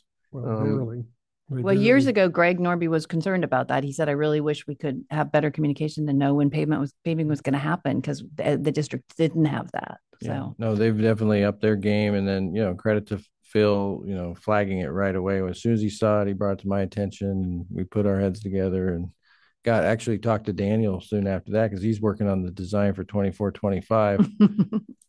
And we were thinking, should we add this to 24-25? Because we could have. But then when Phil laid it all out, and it was 1.9 miles, that's just too much to add to an already large project. And we were looking at, what could we take away? And it was a difficult, it's like saying, who's your favorite daughter? Taking away, we didn't want to shed any of that. Anyway, Phil, I'm sorry to take all the podium here, but it's a good discussion. I just appreciate the board's engagement in these questions and issues. Yeah. So just to build off of what we were talking about, the INI reduction is visually obvious in a lot of these locations. You can see at the upstream versus the downstream manhole, the amount of clean water getting into this system. And you can see where a lot of these pipes sit. They're beneath natural drainages, or, directly adjacent or within the, a flowing little creek. No question about it, where the water is coming from in a lot of these instances, it's creating I&I. And to that end, those are also in very difficult easements to work. So while this project does address I&I, we're also addressing maintenance considerations. And these were good candidates as under a regular project, rather than just addressing, one aspect of this. So that's I'm excited to get it done sooner than we thought. So that's that. As Steve said, we were in our design of 24-25 gravity sewer improvements project when this all came up, and I began talking immediately with Daniel and Joseph about the potential of looking at these pipes. It's directly adjacent to the Wolf Canyon, Wolf Grade, the system that parallels Wolf Grade in Kentfield. There's that Greenbrae. I think that becomes Yeah, it's Kentfield Greenbrae. Brigade, sorry. To anyone on the border particular about that, but we're directly adjacent to that. So we have we engaged with West Valley Construction about that whole set of pipes, and it just seemed like a natural outflow to then request a proposal from them for the design work when we decided that a separate project was needed. I guess I'll let Daniel reintroduce himself, but he's been the design project manager on the 24-25 gravity sewer improvements project, and prior to that was working with Harris and Associates on a great number of district projects. And I'll take it. They waited all this time. I feel like you guys deserve some recognition. Yes, thanks, Steve. Good evening, board. Just to reiterate what Phil just mentioned, my name is Daniel Wilkins. I'm the engineering manager at West Valley. I've been working with the district for over 12 years now. I think my first project was in 2013. And since then, I had the pleasure of working on several annual projects for the sewer improvements, as well as some capacity projects with Butterfield Road, which was a massive one that ended up being split into 3 projects. And then had the pleasure of, once I moved firms, being able to, kickstart or re-kickstart this partnership. So we were already nearing completion of the design of fiscal year 24-25 when Phil called me about this project. And so our team was already well-versed with all the challenges and everything within the district, especially this area and the easement sites that are required. So, we're happy to help the district in meeting this obligation to get these sewers repaired before the county gets in there. Great. I have a question. Go ahead. Okay, I asked you at the meeting yesterday. I see that subs are about half of the cost, almost half of this project cost. And for example, the surveying is $140,000, and you take bids on that, right? Yes. Do you take from several companies? We do take from 2 to 3. 2 or 3. Yeah, and so with this project, we went with the same surveyor that surveyed the fiscal year of 24-25 because they're familiar with the area. And there were some challenges with the easements, especially in the Wolf Canyon area, that they experienced that caused them to go over budget. And we worked with them to absorb some of their budget issues due to having to make multiple trips out to the sites. We absorbed that from our design fee without having to go to Ross Valley for an amendment because we wanted to keep that good partnership going. And so they did factor in some of the challenges they experienced last year once they put in their new bid for this work. Okay. And what I was thinking for the board to consider is we always get the hours of the, like the prime, the task and the hours. And I think I was telling at our finance committee, I think we ought to set if the sub is over a certain amount of money and it's based on professional services, we should get the same thing like we have on page 93 of the board packet. And I think for something like 140,000, we should definitely do it, but maybe something like over 35,000 or some number. I'm not sure what that would be. I know, Felicia, you said yesterday it was just a higher level of detail, but you don't see that detail, right? Or we don't. Do you see it in the contracts? I'd defer to Phil on that. I mean, we could require that, couldn't we? Just if you have a sub over, please include the detail of their. Yeah, we can across the board provide that level of detail as desired. Do you see it? I occasionally have requested it. Okay. During negotiations. We'll take a closer look at that. This was within the range of what was expected, so I didn't really dig on that point. The number looked. Do we request for big sub items that they take bids or they negotiate carefully? Do we require that from a professional service contract like this? For subcontractors? Yeah.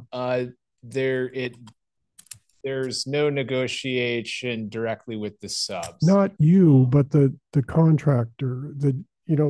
Like West Valley Construction, you have to get 2 or 3 bids. Do we? We don't have any requirement for that. Just similar to like California Public Contract Code, subcontractors that give prices to a general, that information is private as well. So they, not that this is private or proprietary, but they do not have to publicly bid that work or disclose it, but they don't have to. It's not publicly bid. They don't. They could the general contractor that is providing the bid for the whole contract does not have to publicly bid their subcontract. Well, I don't mean publicly bid, but just negotiate with. In other words, and how did they come to 140,000? Is really all I'm asking. I'm sure there's a spreadsheet that they would show us if we wanted to see it. I want to balance when we do go through a professional services agreement, I don't want to like nitpick too much because we're saying we think it's a good choice. I just want the information. And then I think you're probably the only one on the board who would want to see this level of detail, but I think we could. You want all the bids to be this professional? Yeah, that's my sense. And that when Phil sees something that strikes him, he can drill down on it with Daniel. But maybe I worry about creating a policy that then we're looking at certain kinds of professional services. And we're going overboard. I don't want to do that. But I just thought on $140,000 subcontract, they've given it some thought. It might be interesting. I bet there's a spreadsheet that they could let you go into and go, oh, okay, now I get why it's because just your explanation. So you're going to be going across public easements and private property. So when we do get their quotes, we do negotiate. We do talk to them. If we think it's too high, we will sit down with them and ask them to either sharpen their pencil or discuss the reasons why their bid is so high. Yeah. And if their points are valid, then we say, okay. And then we do compare it with quotes from other surveyors to make sure that or from other subs for similar items of work to make sure that they're. That kind of protects us. I think it's a fair question to ask, but I also think it's fair to have the conversation and then defer to staff to like protect us against making any bad decisions. Now, one other question. Your West Valley Construction, does your firm do pipeline work? We do. Can they bid on this for the contract? Could West Valley Construction bid on a design? If they designed it, I guess. Why not? Might even be. I don't know of any particular exclusion. So typically a public agency will have a policy against design build projects. I think that's a good idea. I agree. I see. But they have to bid it. They could not. Yeah, they got to bid. But if you're designing it, you're building it yourself, man, you're going to want to make sure you don't screw up. I mean, you designed it, you built it. There's nobody to argue with. Design build projects where it is bid is design build. So right, when we put it out to bid, we want a contractor designer to design this and then build it, and they That can bid wasn't it as what I one know. package. That is allowable in public contract, but it is only it's only not allowed by exclusion for some policy that a city may have or a public agency, like a conflict of interest. Right. And I don't believe that we have that exclusion here. So it would be, but that would go out to bid. That would be a separate process. That would not be a different type professional services agreement. Right. Okay. Is there does anybody else from the board want to ask anything about this? Okay. Anybody in the public wish to comment on this item? Okay. Thank you. Thank you for staying through our whole meeting, learning all about our Larkspur Landing property. Several times over the years, so I'm glad to see something might happen. But lots of questions. It's quite answered, a story. Probably. Okay. I'll take a motion. Yeah. All right. I would authorize the general manager upon review and approval of council to execute a consultant services agreement with West Valley Construction for design and engineering services during construction, ESDC, for the Palm Man Cypress Gravity Sewer Improvement Project, which is project number 959 in the amount of $449,172. I'll second. All those in favor? Aye. Aye. Thank Thank you. you. Thank you. Thank you, Daniel. Joseph, thanks for joining us. Go home. And All right.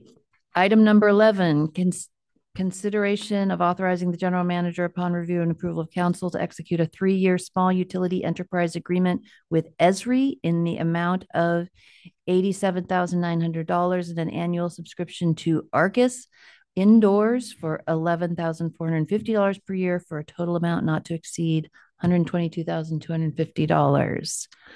Steve. yes, I'll introduce the item. Also, I'll probably call on Paul Brummer to provide some insight into this decision.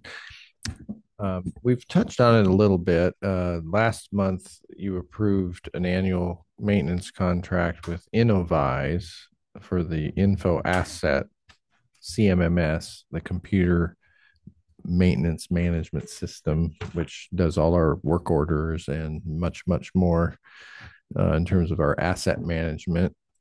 And that was $84,000. So that's a commitment, an annual commitment. And Innovise, as I described in the staff report and over on board packet 95 and 96, Innovise was purchased by Autodesk, which is a Marin County company. They do CAD software, so it's a little different than what we're talking about for CMMS and GIS that shows our CMMS graphically is the GIS system that Esri really is the world standard, not just the national standard for ArcGIS and GIS systems for local governments everywhere. National Geographic, you name it. So they're a very established entity, Esri.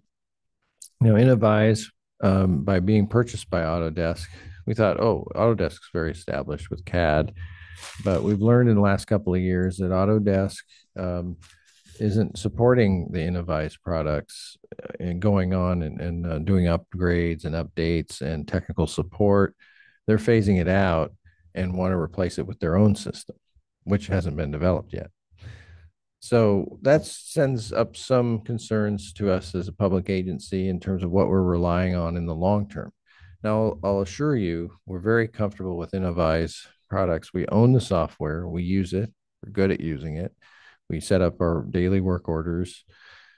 All of the production of our agency is well documented in this system, as well as all of our emergency incidents and our responses and what we need to comply with our permit. It's a great system. It's just not getting nurtured and upgraded and maintained by the company anymore.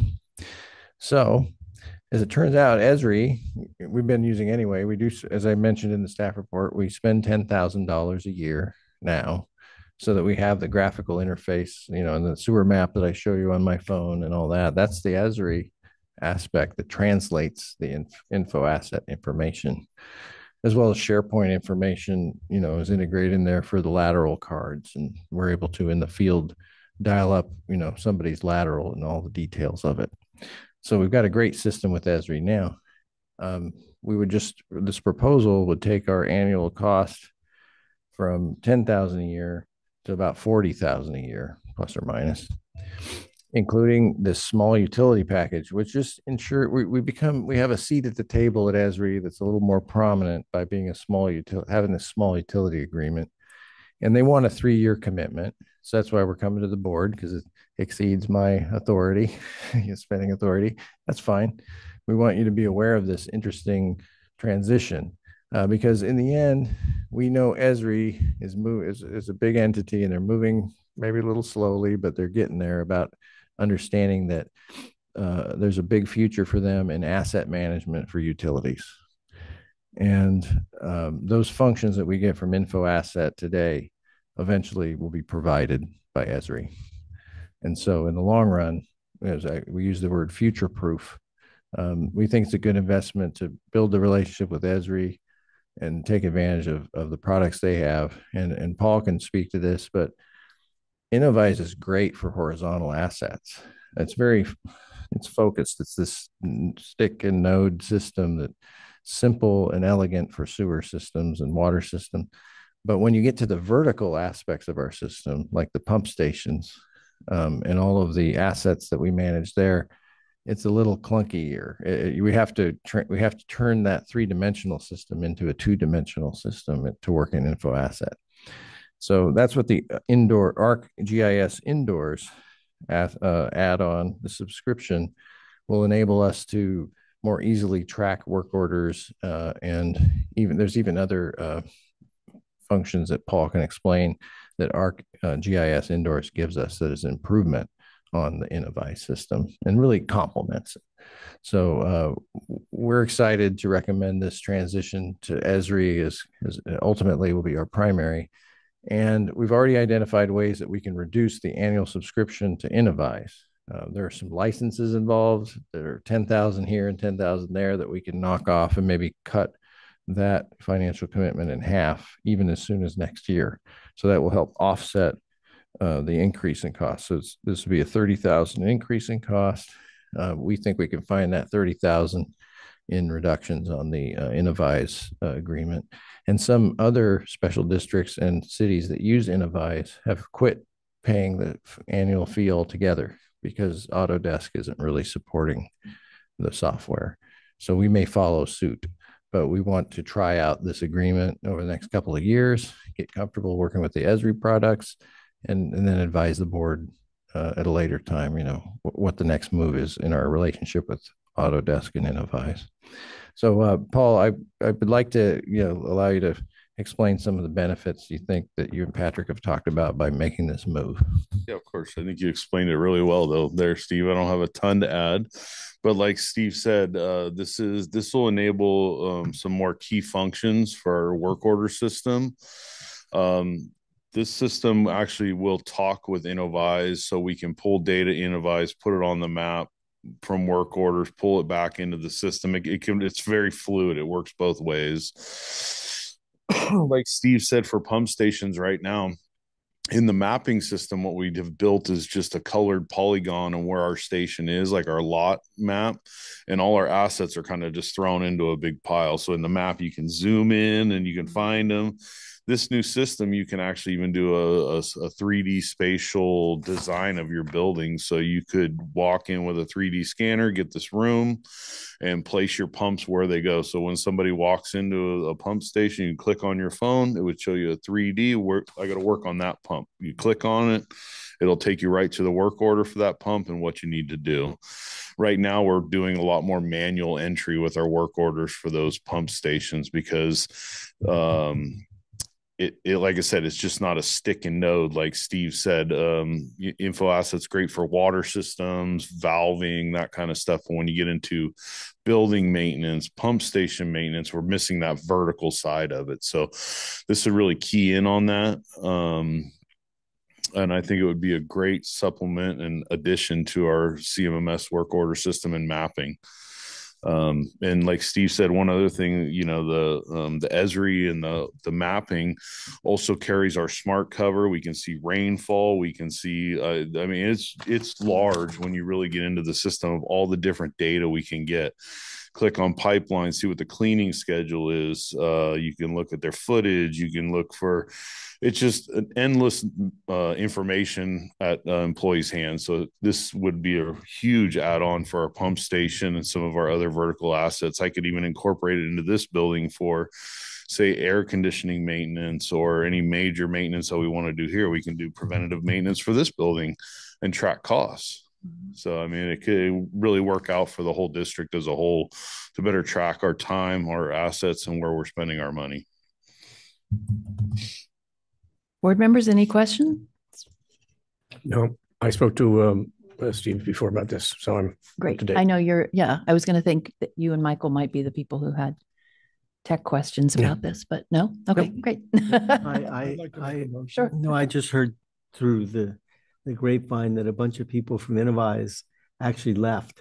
They were unhappy, I guess, with what was going on, and that they're actually doing a thing using AI where they can take all of the data, like our 14 years of data that we've got, and analyze it at a much more detailed and faster rate than we possibly can, and come up with predictions about what's needed next and all of that. And they left Autodesk after it was acquired? They've left Innovyze. Oh, okay. Which is now owned by Autodesk. And if you want, I'll drill down on that a little bit and see if I can find. Anyway, it seemed like a good idea. The application that I think is perfect for AI. We've got all of this data sitting there 14 years, and AI is just making predictions about what's going to happen next. So I'll see if I can find out. Interesting. All right. Any public comment on this item? Seeing none. Okay. I'd like to make a motion. Great. I move we authorize the GM upon approval of the council to execute a 3-year SUEA agreement with Environmental Systems Research Institute for $87,900 and an annual subscription to ArcGIS Indoors for $11,450 for a total amount not to exceed $122,250 in 3 years. Second. All those in favor? Aye. Aye. Thank you. Thank you very much.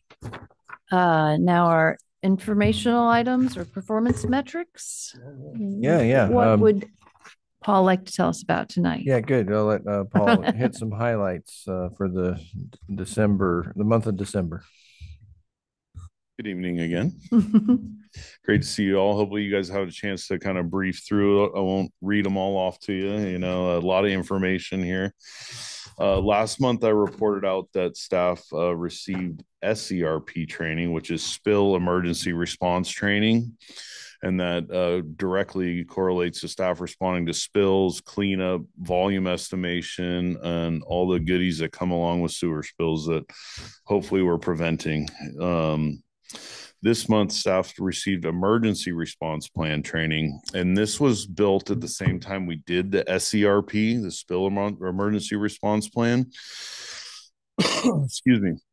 The emergency response plan directly correlates to each pump station. So it is basically an SOP on each station. It has a flow chart. If you show up and there's no power, you follow the arrow, you do this. If there's no control, pump 1 won't turn on, you can do this. It goes dials down to every little control that's in the station. And then it also has bypass mapping, aerial views of the station, which stations to roll out hose to, what manhole to pump to, all the good information for staff. So there's one for each station, and staff went through all 19 of those. It was about a 7-hour training, but really want to prepare staff in case, you know, we don't want to say we're not trained, we're not ready. So we spent quite a bit of time on this, but want to make sure that staff are ready to respond to pump station emergencies at any time, bypass pumping and whatnot. And then with the pump station crew at pump station 14, we kept getting these like false alarms. It would say a pump failure to run. So we'd go out there, the pump's running, what's going on? It would clear by the time we would get there. So, you know, through some investigation, we found out that there's actually two PLCs at this station, and those are the PLCs are what control the station. If the level's at this rate, turn on this pump. If the level's at this, oh no, turn on two pumps. So actually there was a communication issue between the two, and the secondary PLC was arguing with the primary PLC, which was it's a big logical nightmare sometimes dealing with the programming of these things. So we reviewed a lot of SCADA trends, we reviewed some programming, and we found internally how to fix that. So it was really good on staff, and all the time they spent looking into drawings, into the programming, into everything, and we finally got it resolved. So that was a huge win for us. So we're not having staff show up to a pump station like, oh, we got a pump fail, we got to go. Well, come to find out there was no fail. It was just an argument between two electronic pieces of equipment. So programming's fixed. That's it. No, thank you, Paul, for highlighting that. That was a real puzzle, a real logical puzzle to figure for staff. The fact that this was pump station 14 and we did the recent upgrades, do you think this had anything to do with just programming that came out of the upgrades, or it was something that was preceded? This was maybe an old legacy item. Yeah, we didn't replace the PLC and that's with that part of the project. But after the project was done, we found a couple other issues with the PLC. There was another alarm status that would actually, if your pump station got to it was a low flow alarm. So if the flow meter wasn't reading correctly, or if there was an issue where the pump wasn't running its full speed, and say it was running at 75 gallons a minute, it would say, oh, there's a problem, and it would actually shut the whole station down. So then we'd have to run over there and reset. And so we found that problem in the PLC. And that's just part of the review and projects. And we're getting through that. Kevin and I were actually reviewing the 31 and 32 PLC programs today. And we noticed they had a couple of the same logistical issues as 14 because it's Tesco. It's the same. So we're trying to cross those off as we go. And, now that we're kind of getting a logistical look at the PLCs, the programming, and what these issues create, now we can cross them off the program right away and not have to deal with the reprogramming them in the future. Yeah, that's really appreciated. That level is to have that in house, and not have to rely on a Tesco or somebody who make errors, Yeah. And they don't work on your timeline. A lot of these outside contractors, they're like, oh, well, it's, we'll get to you in 3 weeks or something. Right. Sometimes that's a nightmare for us, is waiting 3 weeks. So yeah, it is good to have the internal knowledge and the assistance to help deal with some of these problems. Yep. Thank you. Yeah. The line maintenance crew provided some mutual aid to MMWD at their water treatment plant. We took about 1,000 gallons of contaminated process water. They were using a rotary press, which is kind of like in the treatment plant, the centrifuges that I know that you had been talked about at CMSA. It basically squashes the solids out of the water to get the turbulent, all the solids for better drinking, better appearance. So we assisted them to help clean up from a pilot program and dumped it back into the system to make sure it was taken care of the right way. And then the line flushing staff, really been working with them on the schedule and new mapping. And, like we spoke about earlier with residents and getting contact number and getting in people's yards. I really got to commend Raphael Zarco, our supervisor. He came up with a new system. We used some of the informational phone numbers and whatnot from the easement initiative to gather phone numbers. But now Raphael found a way to put it on the work order. So automatically when staff pull it up, when they go into this line, to this residence, to this manhole, that manhole has their contact number right there on it. We don't have to search the lateral card anymore. We don't have to do that extra 2 or 3 steps in the mapping. This is what I got to clean. Boom, it comes up with the resident's information. So it's really helpful to staff because, some back and forth. Oh, well, they're not home today. Hopefully it'll improve efficiency out there in the field for staff a little bit. Give that to Daniel for the Palm Man. Yeah. So he can call up the people along those streets. Yeah, we just might. And then as you know, again, we're trying to reduce our high frequency cleaning lines. It's a major toll on the line cleaning in the district to hit we have 3-month lines, we have 6-month lines. So combined between those 3 and 6 months, they take up about 50% of the flushing crew's lines. So we're looking ways to improve our system, improve our efficiency, improve our the time we're spending out there in the field. So we worked with Duke's Root Control. We did do some foaming on some 6-month lines. We work closely with CMSA. We let them know ahead of time that we were going to be doing this to monitor for any treatment process issues. We also do it during a wetter weather so that, higher flows, better dilution for the system and whatnot.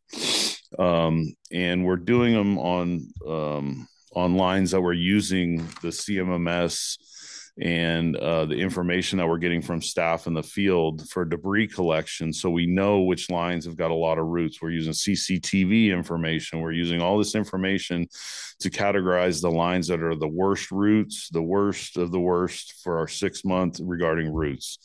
So we attacked 13,000 feet, which is about 58 pipe segments.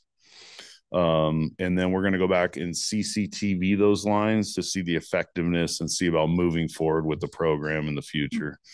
But that way we can get a real look. We cleaned them, we foamed them. Now we're going to go back and see what root growth looks like in 6 months so that we're not just willy-nilly foaming pipes just to foam them. I believe it's a good tool in our toolbox, but we want to use it right. The repair crew performed 20 manhole rehabilitations, 4 in Greenbrae, 2 in Larkspur, 2 in Fairfax, 9 in San Anselmo, 2 in Kent Woodlands, and 1 in Ross. This is a time of year we're doing a lot of grouting. We're trying to decrease I&I between the bricks, between the lid and the manhole barrel, so a lot of that work was grouting, channel repair, and sealing those up. Sorry to interrupt, but the this time of year is because you can see the I&I, right? Yeah. So when we have the higher groundwater table, there's more evidence, and so it can be targeted on the grouting. Put their finger in the hole there, plug the water up. Yeah, that's the Dutch method. Yeah. And then the condition assessment crew is still working on the creek crossings. We're really close. As of December, we've done 193 out of the 294. And some of the reason why we haven't completed more is because of high creek levels. We can't have staff marching through the creeks in chest high water. I don't think it would be good thing. They'd be floating. We'd catch them in Corte Madera Creek or at pump station 15 somewhere. So, but we're working to do our best to make sure that we're getting those completed and everything is up to snuff so far. We haven't found any deficiencies or any major issues in any creek crossings, which is really good news. And then in December, unfortunately, we did have 2 spills. One of them was over off of Riviera Circle. It was one of our large storms with king tides. It was a category 3, so it didn't hit a waterway. It was about 500 gallons, which was fully recovered. We are going to be doing a project there in the near future, 27, 28, gravity sewer improvement project to seal up that system over there, possibly even regrade that whole system just due to the area it's in. It's a tidal influence. Yeah, we're going to clean that system up to make sure we don't have any more spills over there in that area. And then the second spill was a Cat 1 off of Francis Avenue in Larkspur in Murray Park. Unfortunately, it was due to lateral debris. We found about a 3-inch chunk of roots about 2 feet long in our pipeline. Most likely it was somebody cleared out a lateral, didn't contact us. As you know, we're still going to work on that communication with plumbers and outreach to make sure that they do contact us, because this one was quite a big spill. It was 1,000-gallon spill. I mean, there was multiple factors.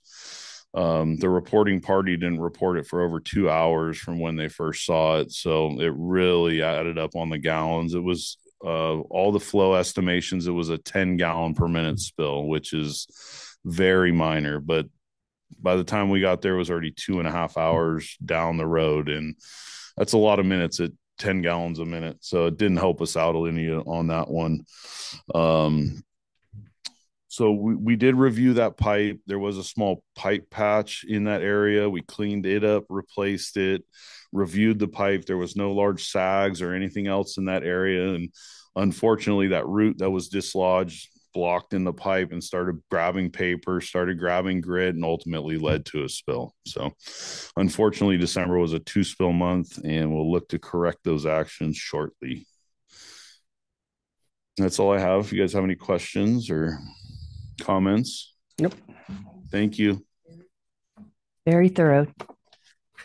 Good. Yeah, we've got a lot of information items on the agenda tonight. We don't have to go into great detail, but the next one, or sorry, I'm getting ahead of you a little bit, but I just want to acknowledge there was a lot of info items. Yeah, we looked at the other on at the finance committee. We looked at the NBS reports, which are so beautiful. I thought they were produced in-house. And then there's a community outreach overview, which is. Well, I do have a comment, that Canyon Road Assessment District will be out of our books in about 1.5 years. Hooray. Yeah, we're gonna pay it off about 6 months away. Have a party down there. I like it. I know a couple of people who initiated this whole thing. They be happy. Counting those months. Yeah, All right. we'd Any other? be happy to come out and have a sewer party. Yeah. Anything else staff wants to draw our attention to in the informational items, or? No, this is really for your information, right? And we want to document our outreach efforts. There's a lot of dimensions of this. I do want to put in a plug for an interesting pilot that we're working on. And I'm not sure what page it's mentioned on, but it's like board packet 168, slide 8 of this PowerPoint is new ads, this trash it, don't flush it effort, where it's a targeting workers, because we're seeing evidence of debris in our sewers that really are coming from the workplace, not from the residences. So, we've been doing the residential outreach through cable TV and YouTube.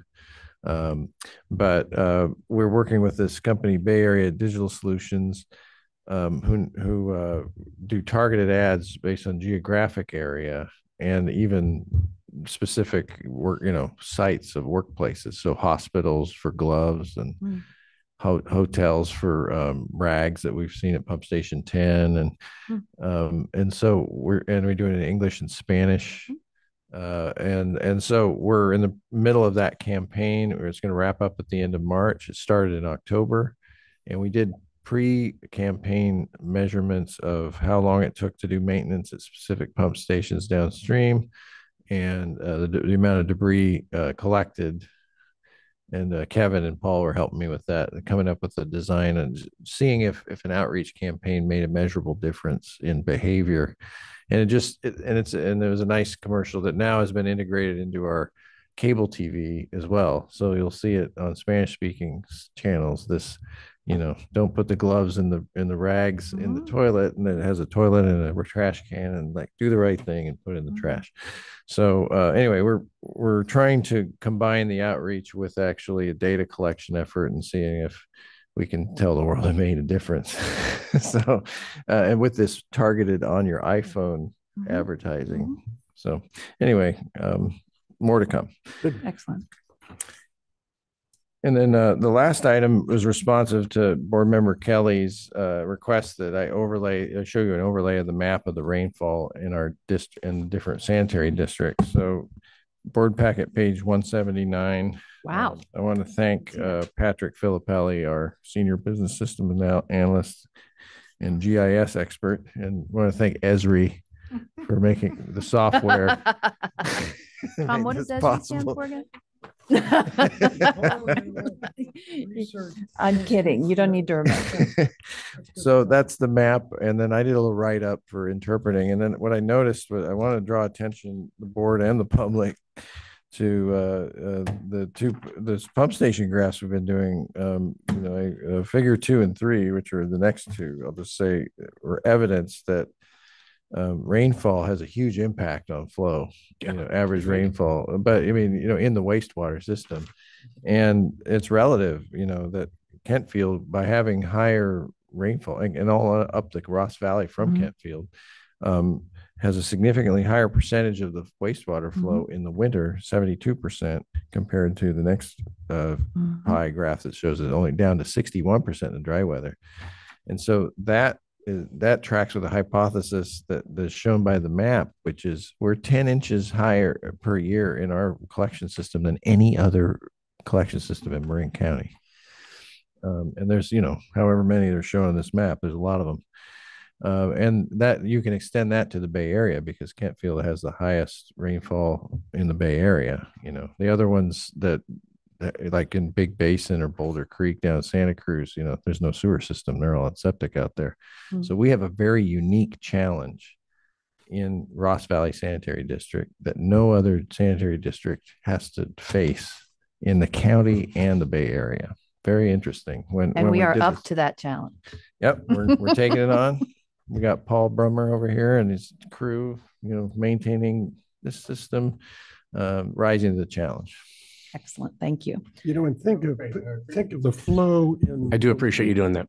Yeah. You think of the flow in the winter is much higher than in the summer, and still the percentage increased 10%. So it's really a huge flow. Yeah, there's some non-linear factors at work, exponential that we have to manage. All right. Our next meeting is on February 19th, and I would like to adjourn in honor of Joe Garbarino. Oh, we made her wait all meeting. You can come to the next meeting. No, what? 3 minutes? I'm looking to council. Okay. We'll accept public comment at this time. Okay, but Tired, so it's going to be like a 3 minute. I understand. Yeah, so thank you very much. Good evening, the board and staff and Paul. Nice to see you again, Paul. Happy New Year, first of all. Thank you very much. I'm here to put my face in front of you again. I just have notes in front of me. I haven't prepared to practice this, but I requested in November that an agenda item go on the agenda for the issue at 432 Oak Manor Drive and 424 Oak Manor Drive that is caused from a 9 Ellsworth landslide issue that occurred multiple times since 2003. I don't think I saw it on the agenda. And I'm not sure what the process is for that, but I definitely want to get this addressed sooner than later. And I've had some good contact with Doug Kelly. Thank you very much. Appreciate your help and support. And I've been in touch with the county as well to work on getting a drainage grant to help with the drainage that is causing the problem for our property. But it is ultimately the inlet and the well, let me see. I have some evidence that I only have an hour a day from 3 to 4 to go to the county to do anything, and they close promptly at 4 and they kick you out like with their foot. So, but I do have here just very quickly. I have a picture of County Marin. It's not on here, but I asked them. It was done in 2019 was the last picture. 2018 last picture. This is showing the plastic that is on the hillside. And it was discovered 2 years later that plastic was still there. It was flapping in the wind. And when I went up there, I went, what is going on? So 2 years later, that actually had not been completed, that hillside. And there was still mud and debris coming down, which went into the inlet, which ended up in the pipes in my the property from the inlet to the street. Still in there. And there's rocks and there's debris that has been caused from this hillside event that has happened multiple times, and Sanitary District has taken responsibility each and every time, and appreciate that. I really would like it to stop. I have cooperation with myself and my neighbor at 424, but not a lot of cooperation from 40 Stevens Court, who owns the inlet, and he has kind of threatened me. So I'm not including him, but I do have 3 minutes is up. Is that right? No, you have 1 more minute. Okay, thank you. So I do have evidence of, not only the pipe, the plastic that was there 2018, it was still there in 2020 as I discovered it. I did call Steve Moore, and if he recalls, I wasn't very pleasant to talk to, but I was really upset that nothing had been done and the dirt continued to come down. The dirt in the inlet was full for 2 to 3 years. It's not our property. It kept flowing into the pipes, and I tried to get the owner who owns the property. He just refuses to blah, blah, blah. But here I have a report from Snyder and Wilson Engineering. This dates back to 2008. Yes, report was reissued in 2008, but it has a conclusion that it has been found that it is the landslide discussed in this report. They reviewed the documents. And yeah, it's really been found that it was the cause of this, all this debris coming down. And it's okay, thanks. I'm going to have to ask you to wrap it up. No, I'm ready to wrap it up. I just wanted to put my face in front of you because this is an issue. We are in the process of getting it fixed. And the last, there was 4 events, 3 which were. I really want to ask you to stop because I felt like you've gone on. Said to wrap it up. I'm just wrapping it up. I'll meet you outside after the meeting. Thank you. Appreciate it. Okay. All right. I would like to adjourn this in the memory of Joe Garbarino. See you all next week. Thank you.